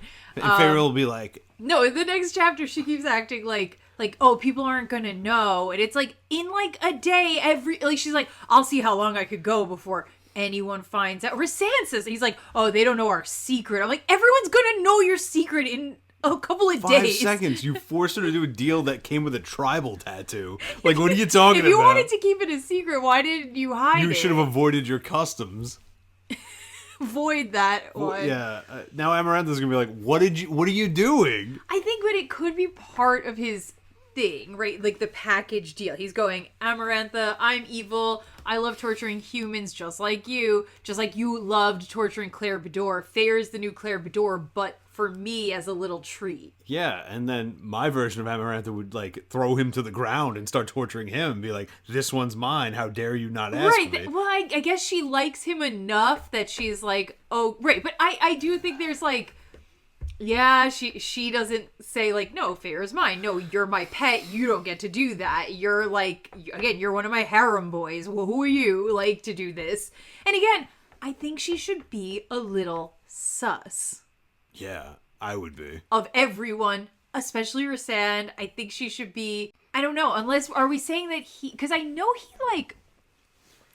fucked with her head a little bit to like make her like sex with him more. I know that. What? Yeah. Uh-huh. Yeah, I know. In what way? I don't know. I don't know. I don't know how this works. He like got in her brain and said, you really like fucking me. Svelte twinks like me. Yeah. I guess he just made it like so it was like extra crazy. Well, her good. type is blonde Big, men that I beefy. knew when they were kids. That part's not necessary. It's not needed. It just makes her worse, but it's not needed. It doesn't, and we don't, it's not like we don't explore it. Like, we're not once like, again. And what do we explore? And what does that mean thematically, other than just being like an extra layer of control? I mean, yeah, I guess. Yeah. Whatever. I guess so. It's just like the whole plot feels the same to me without that part. I'd fallen into his trap. Fallen into it worse than the worm had fallen into mine. That's crazy. No, that one died. So not really. No, he didn't. Actually, you could go to our live stream to confirm that he didn't die. The story is that he died. And he's coming to collect. But she thinks the gleam in his eyes, meaning Rhysand, told me enough. Rhysand hadn't done any of this to save me, but rather to hurt Tamlin. And then, I'd fallen into his trap. And again, like, we do tend to question Feyre's interpretation of things. Yeah. And since we later find out he was trying to save her, I think we are meant to think... He was also trying to hurt Tamlin. But it's funny because, like, in this instance where it was like, Feyre is thinking a bad thing about Rhysand, of course, then we are going to be like, you can't trust Feyre. She was just wrong. But, like, there's going to be, like, so many other times where we'll question Feyre and the audience is going to be like, why would you even question that? Like, she said it. It's like, well, okay, if this is wrong, then maybe those things are wrong. This girl be spouting nonsense. I don't know. How am I supposed to know for sure which one of her thoughts is correct and not? I have to just question it. So yeah, Rhysand says, rest up, Feyre. And then he turns into deuce. A shadow. Episode's so long. Chapter 38. And so, okay, a lot of this is just so nothing. Yeah, this chapter's, I mean, there's some fun elements, but it's silly. Yeah, so we open up with Feyre scrubbing the floor of a hallway, and she's trying not to look at her tattooed arm. And she's like, oh, I feel so creeped out by the eyeball. It's watching me. And then the red guys are there. The red guys are there. The red guys. Do you have their line? Their line? Yeah, I got it. Feyre, if it's not washed and shining by supper, we're to tie you to the spit and give you a few good turns over the fire. You know? Oh, that's scary. Yeah. And I love the idea that Under the Mountain has supper. Supper. By supper. Like as if it's like the fucking Three Bears and Goldilocks. Yeah, of course they do. What do you Because mean? there's a very important room under the mountain that we haven't visited yet. The dining room. Oh my god, you're right. How have we not been in the dining room? I don't know. Sarah's showing a lot of restraint. Multiple chapters not in a dining room? How'd she do it? I don't know. She's trying to clean the floor. They gave her dirty, muddy water, so whenever she tries to clean it, she's making it dirtier. Oh no. Okay, we're on our fairy tale train Suddenly, right now. for no reason, right now. Well, you know, the trials under the mountain, the fairy queen. You whatever. tell me why we're Shahrazading these trials. Why are we're doing trials within trials. Trials and In trials. between trial 1 and 2, you'll have a bunch of cleaning trials. What is this trial 1A, 1B, it's like, 1C? and you're also Cinderella, and you're also, you know, I don't know. It's goofy. It's not interesting. No. That much I could say. It's definitely not interesting, especially this one's not interesting. And I don't think usually like fairy tales have so much like archetypal symbolism and like there's something about it that like you're like, oh, okay, that's the lesson. Here, I don't know what they don't mean anything. It's just No. literally like we put our hand in a hat. We went, what I like- fairy tale did I get? Oh yeah, she does that one. And we never took the time to say, all right, well, I picked that fairy tale. Because. So even it could even be from the hat, and then Yeah. you got to work with what you Yeah. got. Yeah, no, I'm and you totally go- fine with that method. Yeah. I mean, you could also just pick ones that are thematically resonant, but Yeah. fine, we got it out of the hat. Let's think about it for a sec. How does it connect to Feyre and her problems right now? And like, what could it say about her character? It says nothing. We do nothing with it. We just get to go, you recognize that was a fairy tale, right? Pretty cool. Pretty cool that you could tell it was a fairy tale. It's not that cool. Kind of crazy, Oh, right? wow. Yeah. So then a door opens and she thinks it's Lucian coming in because she sees some auburn hair. But you know what? It's actually MILF time. Hey. It's actually MILF Hot time. moms in the chat. Hot moms have showed up. Yeah, so she sounds sexy as all hell. Let's get more of her in the mix. Yeah, she has her face is graced with the faintest blush of rose along her cheeks. Yep. She sounds cute as all hell. She does absolutely nothing. Forgive your name in place of my son's life. Whatever. She owes Feyre a debt because she's happy that Lucian is alive because Feyre gave up her name. Her voice as sweet as sun-warmed apples. I would like to put my face on No, the... tell me more. I would Tell like me to more put about your my bosom. face on the Lady of Autumn's bosom. Is what And I'll be in her lap and we'll just fall asleep there. That's so While nice. she tells us yeah. tales of orchards and Honey. jack-o'-lanterns and collecting honey from the apiary. She says, my debt is paid, whatever. She gives Feyre clean water. She dumps it on the floor. I love that she doesn't even have to scrub. It's just described as like, psh, oh, it's clean. All right, great. That sucked. That So, sucked, yeah. The worst introduction to a very probably important and character. cool sounding character. Terrible introduction. Not, okay, you really couldn't think Awful of introduction. one little question or remark Feyre could make towards the Lady of Autumn of like, tell me of Lucian or so, I don't know, something, just something interesting she could say to the Lady of Autumn. That scene, like, again, if we delete that from the book, Doesn't add who much. fucking cares, Doesn't take much right? away. Much? It doesn't take anything away. We didn't learn anything about the Lady of Autumn other Feyre- than she's hot. Feyre didn't survive her trial once again by ingenuity or anything like that. She never does. She never does. And she never, well, that's hu- not true. She did for the worm. She did for the worm. But she did also have help from Lucian. That's fine, but I would say at least the bulk of what she did was hers. Yes. In this case, No. none. None. So, okay. She muddied it all up. So then the next day they shove her into a dark bedroom, only a few candles, a big fireplace. Servant spilled lentils in the ash. Clean it up before the occupant returns, whoever that is, or he'll peel your skin off in strips. Once again, huge ups to Sarah for not saying ribbons. That's nice. Wow.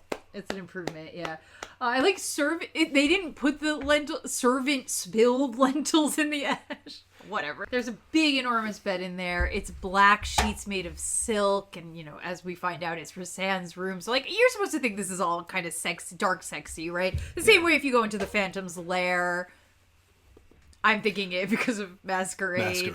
Which, I mean, nobody's in New York. If you guys like immersive theater, Masquerade in New York City, the immersive Fantastic. Phantom of the Opera show is really fun. He also has a big, creepy, Circular dark bed. bed. Yeah. And that's what it made me think of. That he kind of appears in That was kind of a weird scene. I love that she's like, you know what, actually, I think I'll be good at getting these lentils because I'm good at hunting and finding rabbits.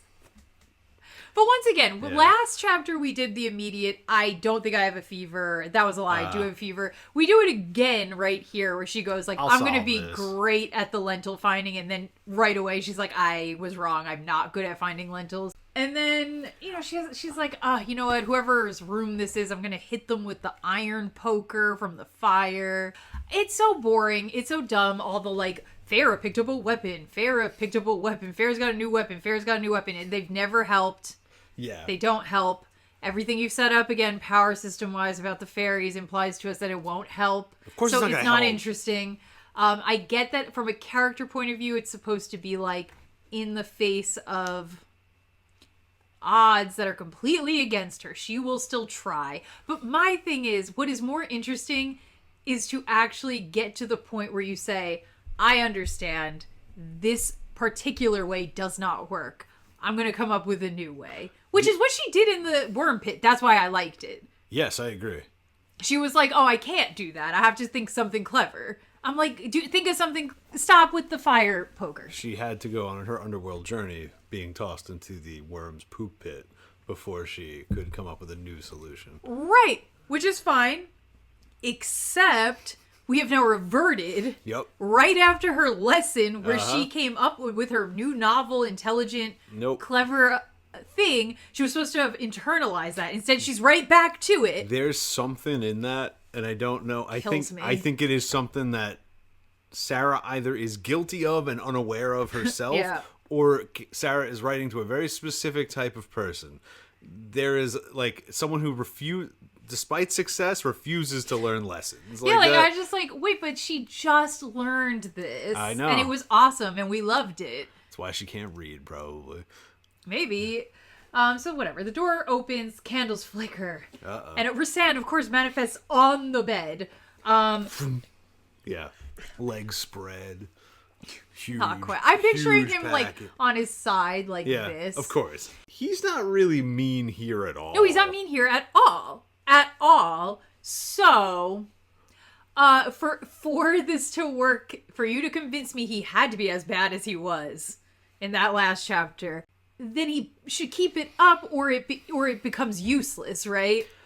I would say, yeah. By being nice to her now, it's like, oh, so then you are comfortable being nice to her and you don't think that will get in the way of your plan? So then why the actual fuck did you have to go torture mode? Especially because Feyre posits, and so would I at some point, that the reason Feyre was put here is because someone doesn't trust him and wants to see what he does. Yes, which was a smart thought. Is reasonable. Yeah. Mm-hmm. My villain would do that. Yeah. So, and then he like blows it off, and I'm like, and continues to just be really nice to her, and I'm like, maybe she's right on that one. I think now he has way more reason to be mean. He should be like, I'm concerned. They're on to me and they're testing something. I can't help you, and I gotta be a dick to you now. It's so funny that this instance, the one instance before, he technically, nobody even knew he was doing that. Nobody's and he shouldn't have him. even been there. Exactly. So it's like, that would have been the time you could have been like, nice. And then when you're like, oh no, I think they're sending her into my room because of whatever, then you gotta double down and get mean. Exactly. And that honestly that would have been way more interesting to me, because it would have been cool to see him come in and be like, oh, okay, maybe he wants to help her. He's being pretty nice for the most, but not nice, but like, you know, mean guy with a nice edge to it where you're like, I think he's helping her. And then to see him again and you're kind of like, oh good, maybe Rhysand could help me. And then he's like starts being a psycho and you're like, what? And the reason is because he got fearful from trying to help you the first time, and he had to do, like, that's way better motivation. I agree. Right? This is just the opposite is confusing. Yeah. As wonderful as it is to see you, Feyre, darling, do I want to know why you're digging through my fireplace? Well, I don't know what the exact line is. I need to clean all the lentils out, or they said you'd rip off my skin. That's pretty close. Yeah. Did they now? Was this your idea? No. No one's learned of our little bargain yet, and you've managed to keep it quiet. Shame riding you a bit hard. That's hot. That was hot. Okay, I'm confused by a lot of things. Yeah. Well, number one, she thinks when she's asking if it was his idea for her to have to come clean the lentils, she's like, oh, well, he's not allowed to kill me because of the bargain with Amarantha. But if that's the case, why did you think that the little red men could put you over the spit? She's been doing this, and it pisses me off. So the little red men...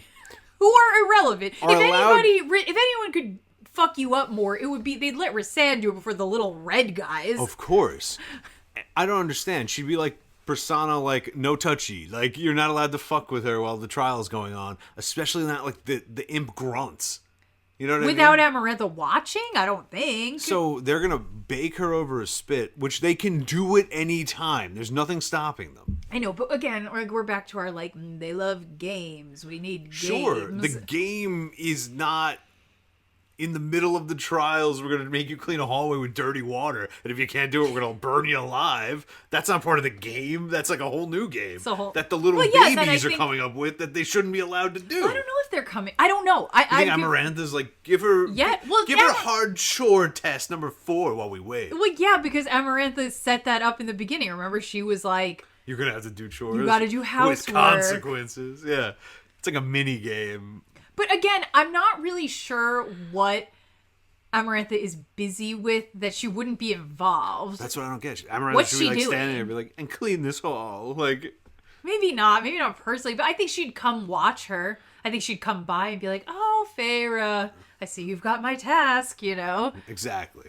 But yeah, Feyre keeps doing this thing where she's thinking they can't kill me, but they could really burn me, maim me, and still expect me to do my task, and that's what's going to get me. Yeah. Which is such a dumb loophole. Why is she even thinking, like, they're going to roast me alive to the point that I'm still alive, but I'll die from burns?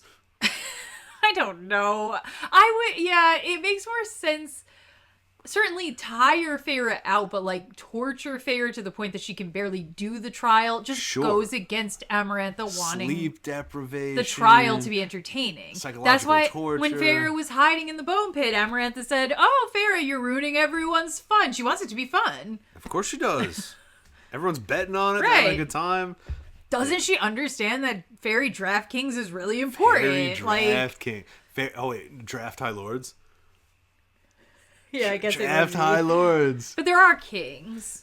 Sign up below for... Oh, yeah, you're right. So it would be DraftKing Highburn. DraftKing Highburn. They're different, though. They don't interact, yeah. And it checks your location to make sure you're not in Prithian when you're trying to... Unless you're under the mountain. That has a small pocket, yeah. But there's that, right? But then Rhysand's response to her being like, they said you'd rip off my skin if I didn't clean the lentils, and him being like, no one's learned of our little bargain yet. How is that related? Because it's gonna be, because then she's gonna imply that they must be like not trusting you. It's like, but he's not having that thought, and they didn't have that conversation yet. But no one had that conversation. I don't know that Rhysand's thinking that.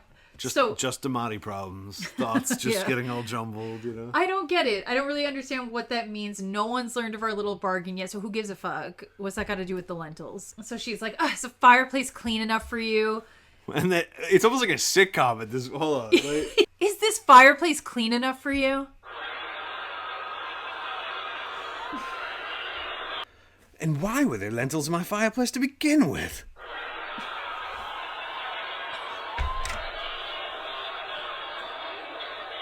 One of your mistress's household chores, I assume.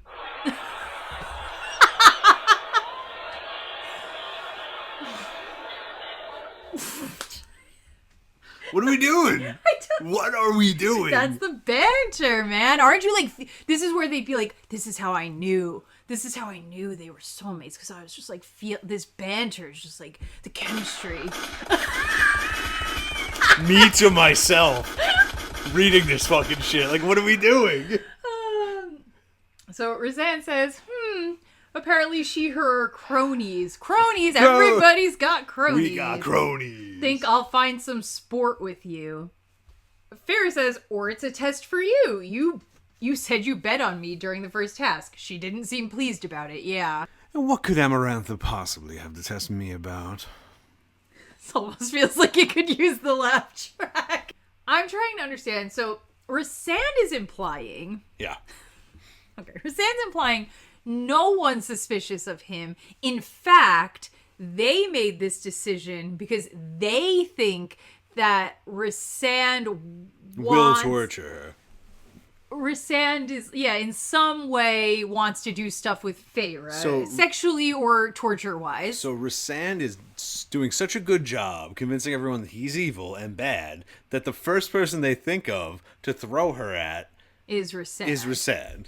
Which is working really good for him, I guess. His plan is going perfectly. He even seems confused as to why they would suspect him of anything. He's like, well, I am the torture guy. Well, it's funny because I'm like, so Feyre is saying, though, like, no, I would assume, based on the bet, they're a little sus on you, and I'm on her side. That line of thought makes way more sense to me. Yeah. So that's foolish human thinking. It's not taking brilliant Fae minds. Well, there's some part of me that's like, I genuinely don't know which one I'm supposed to think. Like, I don't know if he's... Oh, why that? He's a cool guy, you know? But he's not a bug. Bug sand. Oh yeah, not yet. Wait, we'll crack that out. Yeah. The transformation. Right. I don't know. Like, I don't know if he's like playing. He is worried about that, but he's kind of like playing dumb for Feyre. Like, I'm not really sure what I was supposed to take away. Yeah. I don't know. So yeah, maybe his plan is working. That he's like setting it up. Like, I really want to torture, and they're like, oh, good. Feyre needs to be tortured and Amarantha's too busy, I guess. Let's give her to him. What is she doing? I don't know. Why is she busy? She's been sitting there for 49 She's just years. floating around on that platform. She's got talent up there like, woo! That's just like floating around. Zipping around Helion's head. Just being like, I have your power. Bitch, kicking him. Like, what are we doing? Because, like, I would love if I knew what Amarantha's, like, long-term political desire is here, or if it's just like personal, whatever it is. I just want to know what she's doing. Is she Dr. Eviling in some lair, being like, we will attack the humans? Well, maybe. There's been no indication but I'm this also is anything like, but a how party hard going could on. it be? Do it right now and don't plan it, you'll win. Like, what do you mean? But I guess she's got Jurian trauma, and Jurian really did fuck them up. I don't know how, but Busted he did. that girl open. He did. Yeah. I don't know. I'm a little confused. I'm not really sure. I think maybe I'm missing context intentionally. I thought this was... I don't know what to picture. It says, Rhysand sat up in a fluid movement and braced his forearms on his thighs. I'm picturing him like I don't even know, like, kind of kneel. No. I think he swung his legs over the bed. And then he's like this. Oh, like forearm I cannot even, looking down at her. If I could find an image of a person sitting how I was imagining, I'll put it here. But I'm imagining him like on the mattress with like his legs. Like sitting on his feet like a samurai. Is that a samurai? Like kind of like sitting back, like with the sword across their lap sort of thing? Like what do you think? Like kind of like cutesy, like he's like... Like, he's got his legs tucked in and he's, like, got his arms down on his thighs, like, hey! We'll do an HD photo of me, hopefully. Okay, when we're done, Great. we're gonna make you do it. I don't want to. Yeah, like, he's just looking, he's folded up and he's looking cute. Amarantha plays her games, and I play mine. It does get rather boring down here, day after day. Well, she let you out for Fire Night, and you were able to put the head outside of the spring court. What about that? I don't even know what does that have to do with anything?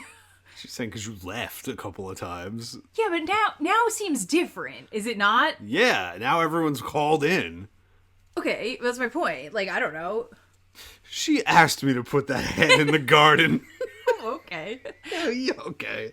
Totally absolving him from all guilt. That's great. Yeah. Did he kill that person or he just put the head there? Well, that's really convenient that, like, he somehow managed to, like, not get his hands dirty. He was like, I just take the body parts. She never forced me to kill anybody, even though, like, I have really strong powers for killing people. I didn't do that. I just take the heads. I just gather the heads and I put them where they needed to be. And as for Fire Night, I had my reasons to be out then. Do not think, Feyre, that it did not cost me. Okay, no, you should not be... If it was so imperative that you maintain the veneer of a very bad man last chapter, there is no reason to imply to this girl that you have ulterior motives, which is what you just did. Right? Like, he straight up, not only is he being nice, but he straight up was like, maybe I'm a good guy. And it's like, if you're willing to have Feyre even have the thought in her brain, maybe Rhysand's a good guy. Well, bitch, you did not Need to twist that bone. have to twist that bone. Get out Just of be here honest now. with her. Be like, you're dying. I'm a secret agent. We're going to get out of this thing. That's all you got to do. Or you only had two options. It was either like, bring this energy over there, or right now I need you to still be acting like a psycho. Yeah. Yeah, and it would work. It would be fine. There's no reason not to right now. There's no reason not to. What's the reason? And here's my implication, because I think the implication there, he looked her up and down. He was like, "I was there to save you," right? Like that's what these people be saying. He only came to make sure that his pseudo He came to fuck future Tamlin. That's what he did. I have my own reasons, and he looked her up and down, being like, "Sexual reasons. I was the maiden. I was trying to get in that cave. Tamlin needed to split me open." It's the only answer. It's is- always the answer. Yes. And then he made the hunter made a Lucian Rhysand sandwich and double powed, double penetrated, double springed. Spring has sprung. Who's on top? Like when he was piling Lucian and Rhysand. Rhysand's on top of Lucian. He's always on the bottom.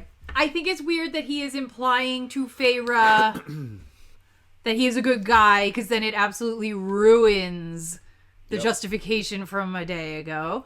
Correct. I guess we could play it like he played his mean guy role, he hated it, and now he's feeling so guilty that he's risking everything to bring her some softness. Maybe having formed the bond with her is making him more Maybe. favorable towards her. Like he's like, "Oh, we're bound now. It's okay."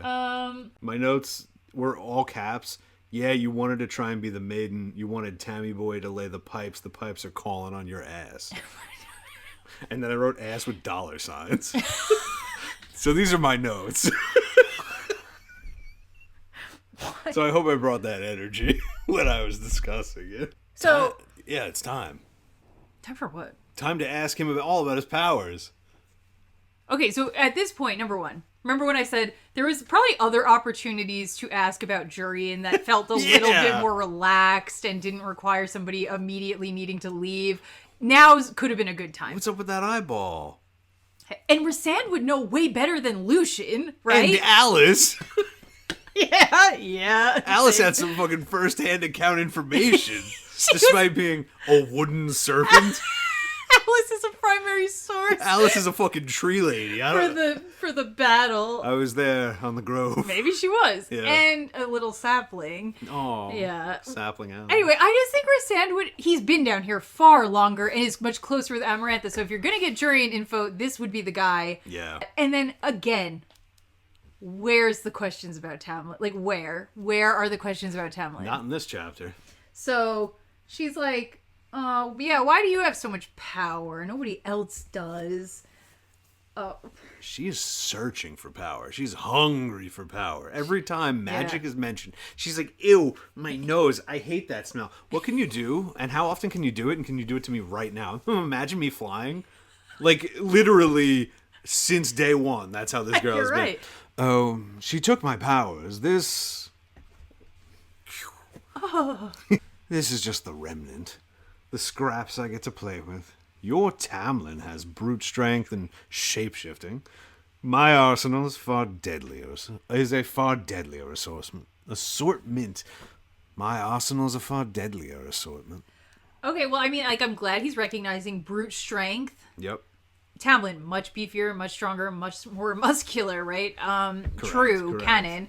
And, but okay, so his powers do in fact kill people much easier, and we're like, oh, this isn't even a fraction of his real power. Okay. His power levels are huge. Oh my god! It's over 9,000. I poked myself in the eye with my fucking talent. Oh no, didn't you? Of course I did. So, okay, so now we're learning. I hate that they all have beast forms, because I liked Tamlin being the shapeshifter with a beast form, being Beauty and the Beast, being Tamlin the myth. I fucking love it. Is so we're wonderful. like Power Rangers right now. We all have beast forms, of course we do. I can turn into a Tyrannosaurus Rex. It's so lame because you know for a fact, I guess it's not a fact, but I feel it's as close as it could be, that she had the idea of like, oh, this big guy, he turns into a beast. Okay, they all have unique powers. That's his, and blah blah blah. And then like she almost like got jealous of herself, like having given it to Tamlin, because then she's like, oops, I like that guy better. I want to switch over to him. And then she was like, aw, I wasted the beast form on the guy that I don't like anymore. Wait, I know. What if they all could do it? But Tamlin also still shapeshifts. He can turn other people into stuff. But they all could do beast. Yeah. Yeah, I know. Feyre's scared of that. Feyre hates that. But they can all do it. I hate masks. I hate when men turn into big hot animals. I hate it. Okay. These guys' hands are so large and veiny and unsightly. I wish they were small and dainty like mine. Oh my god, their voices are so deep and gravelly. It hurts my ears. It shakes the house when they talk. Stop it, you guys. Stop. I hate this. It's so ugly. I can't help but feel the vibrations down there.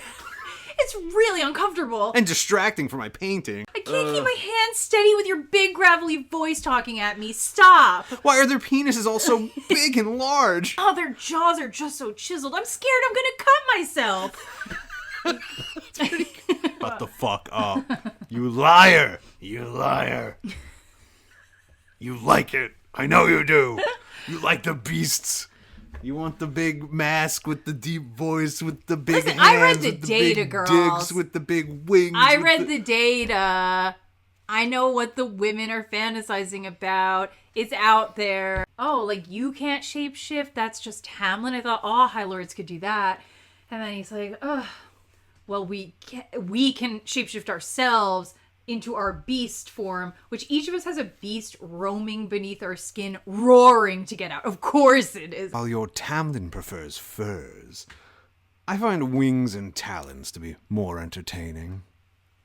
Has it anything to do with entertainment? Isn't it just your natural innate beast? That's what you'd think. It's funny because I remember in the beginning we had a conversation about how Tamlin seems to have like disdain for his beast form. Mm-hmm. And we were like, that's kind of lame. I kind of want to explore the good and the bad side of like your human versus your beast, and isn't that like the point?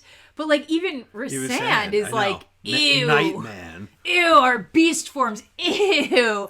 Disavow. It's the most ultimate form of disavow, actually, maybe that we've seen. And I don't even think she knows. I don't think she's aware of that shit at all. You made disavowal spread to the fairies. Yeah, and it like annoys me because I feel like these are really we're pulling from really common storytelling tropes. Again, I use the word archetypes a lot, but like it's very archetypal. This is archetypal. To have like this, especially for men, having like this beast side to them. And the whole point of those stories perhaps sometimes is like a warning, right? Like about it. Sure.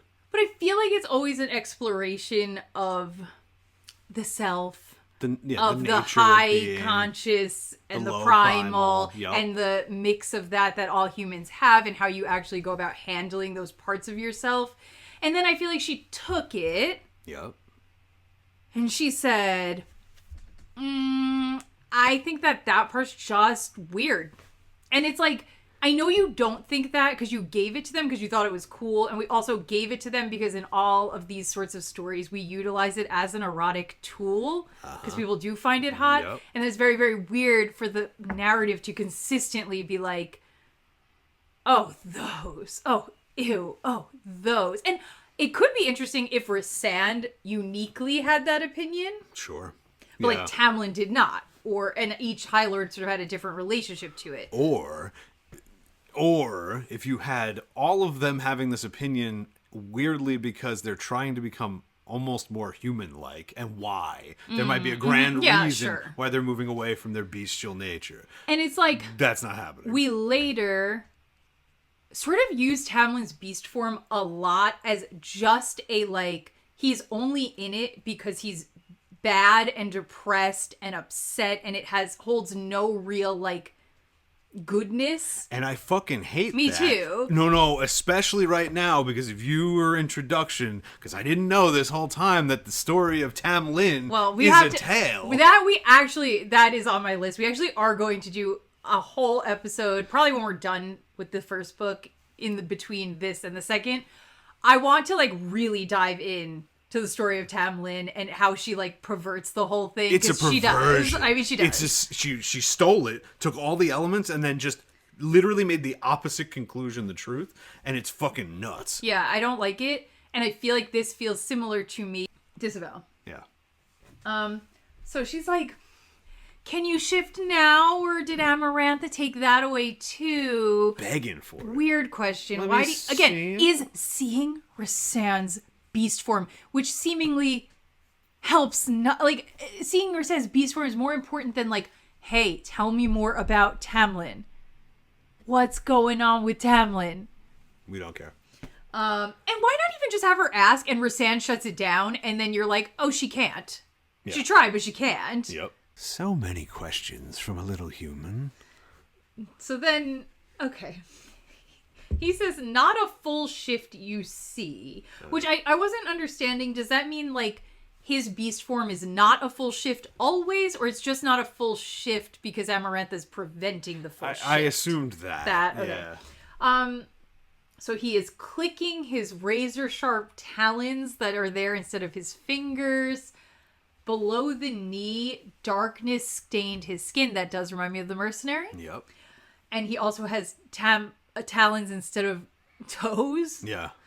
And he says, I don't particularly like yielding wholly to my baser side. Again, I like that for Rhysand. Yes.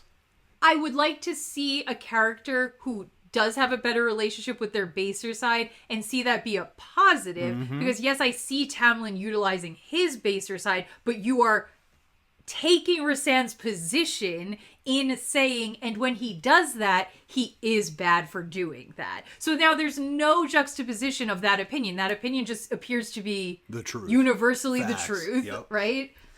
Yep. I think it was still his face, his powerful male body, but he has wings. Okay, so basically what we have described right now is just him looking like him.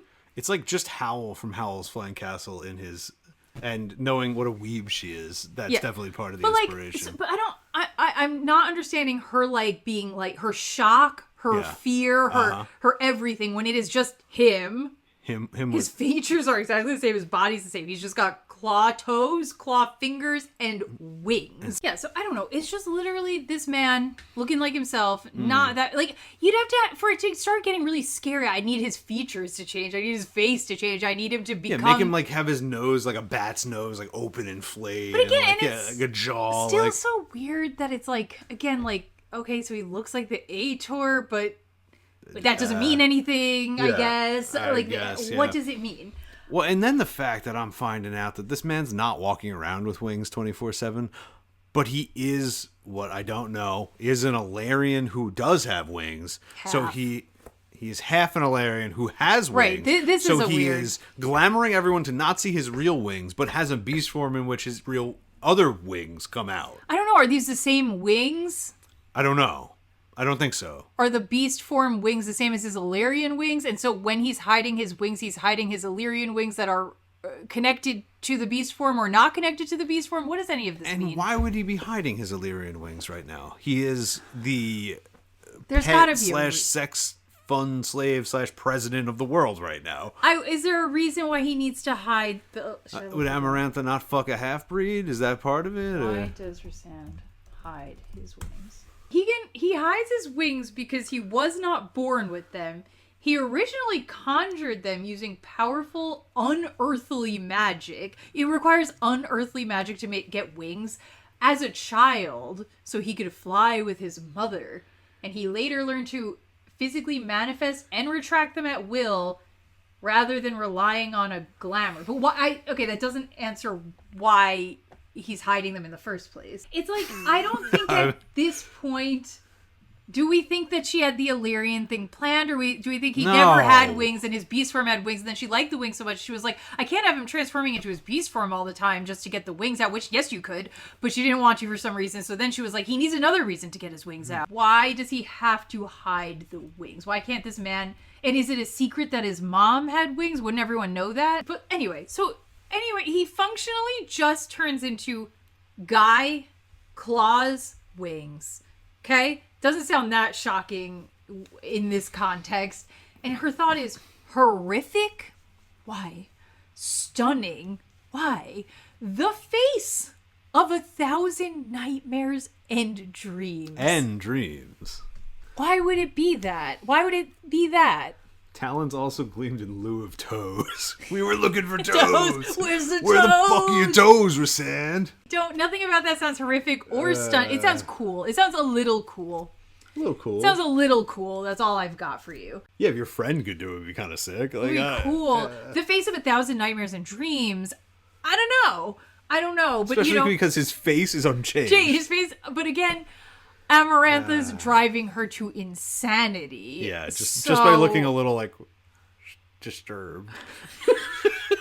No attempts at flattery. And then Feyre thinks, I had made a very, very big mistake in offering my life to him. She did. She really did.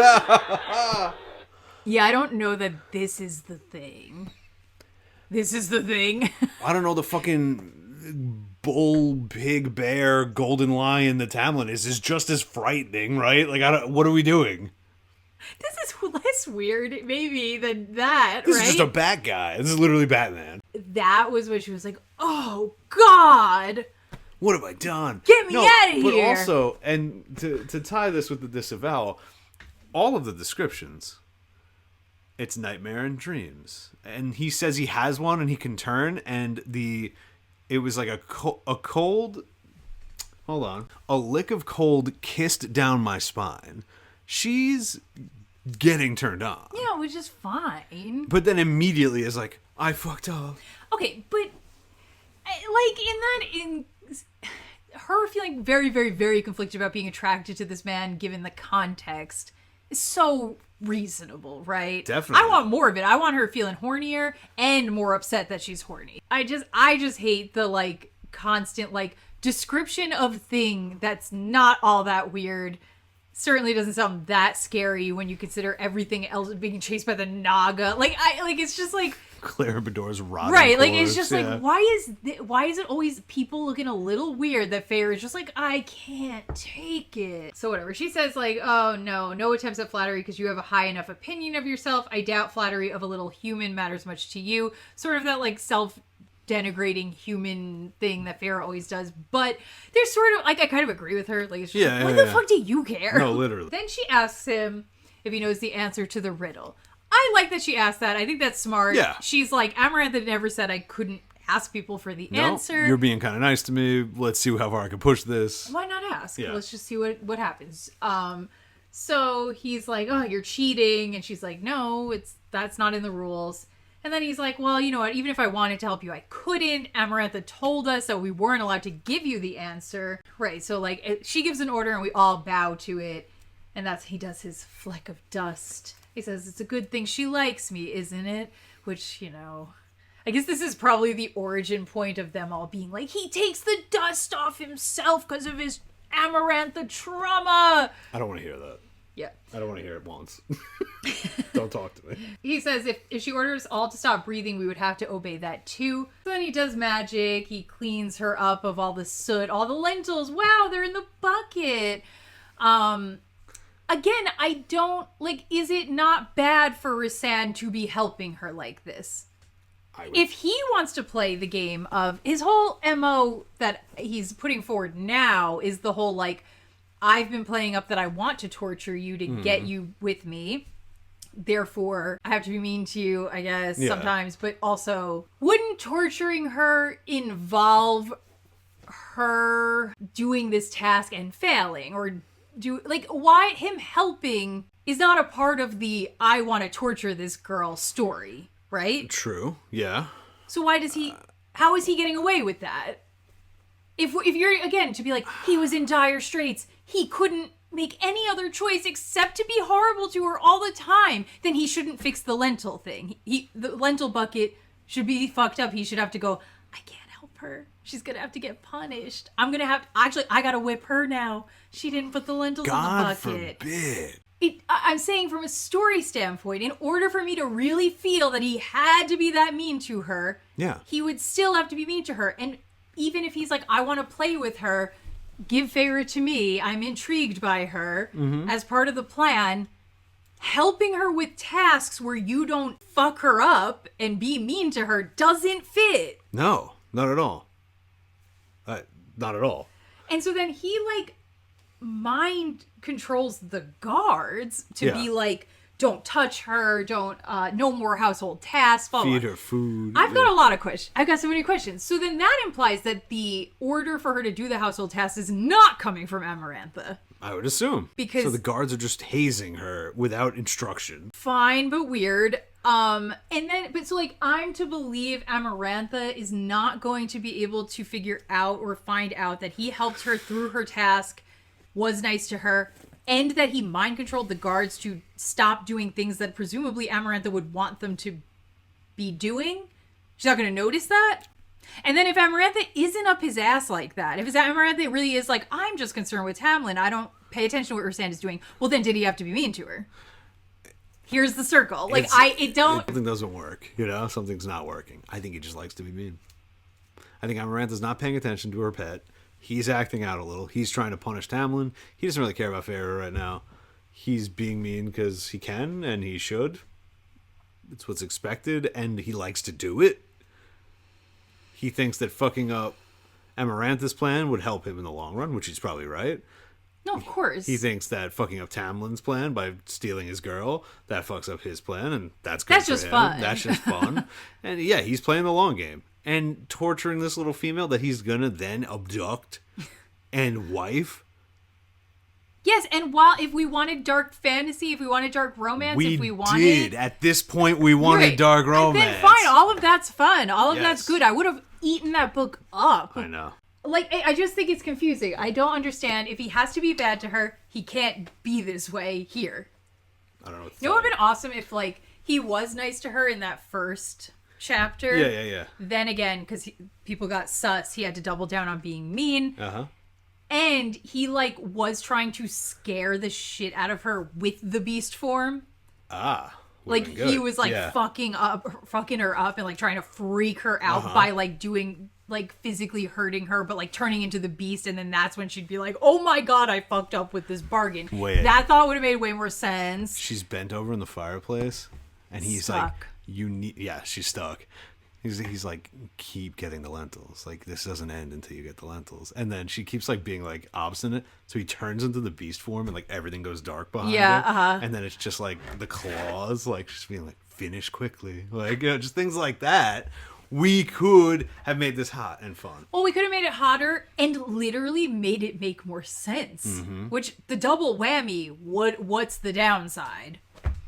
And then she's like covered in soot, panting. She does it. And he's like, "Oh, very good." And then like to the guards being like, "Give her a few days off and then send her back to me." Like something like that. And then she's like, Yeah, that would make way more sense for what you want me to believe he's trying to do. The way this went down doesn't really work. It doesn't. So. But we didn't care. We just didn't fucking care, man. We just went by. She was like horny the day that she wrote the first one with the bone. She was like, I'm horny today. He's going to be a piece of shit. And then she was like, oh man, actually that probably scared a lot of people. I got to make him nice next chapter. Does this actually make sense for anything that's going on in the plot? Whatever. Who cares? Who cares? It's all good. Then she leaves with her red men. And Rhysand says, you're welcome. That's that. That's that. I actually don't know what comes next. I forgot. Yeah. I don't know if we'll be getting into the second trial next time. We do. It's the first line, I think, of the next chapter. It's like, I got my second trial. Oh no, we do. Yeah. The second trial's crazy. Is it? Like it's boring as fuck. It's crazy in... Does it have anything to do with potions? Or anything to do with like poisons or vials of liquid or anything? Maybe. I don't remember exactly. Because in my research with the lentil thing, I found the origin of it, Cinderella, but the origin of that is a Greek tale with Cupid and Psyche.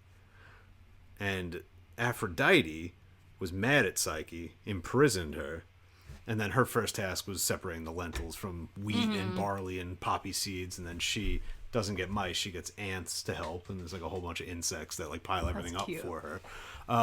But then that was the first task, and then the second task is something to do with some poisonous island and dragons. So I don't know. I'm very curious to see if we just yoink this whole thing.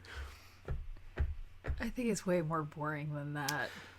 It's been that way this whole book, so I wouldn't be surprised. Yeah, the way that as far as I remember, the way I was like, oh wow, Feyre in the first task, you do not get that feeling in the second task. Damn. Okay. Yes, I had a good time. No idea what we'll be wearing next time. No idea what we'll be talking about. But thank you for riding out this very long episode. Just like Shame. You rode that hard. Anything you want to say? Yeah, can we get a little applause for the maid costume? It's very cute. I really do we love it. Like I work at the Haunted Mansion. Yeah. More than anything. And that's adorable. We love that here. Yeah. The way I did not even do slutty maid. I went like full, like yeah, actual maid. All right. Thank you guys so much for joining us. Much love. We'll be back in 2 weeks with more Under the Mountain, Under the Mountain, Under the Mountain, Under the Mountain.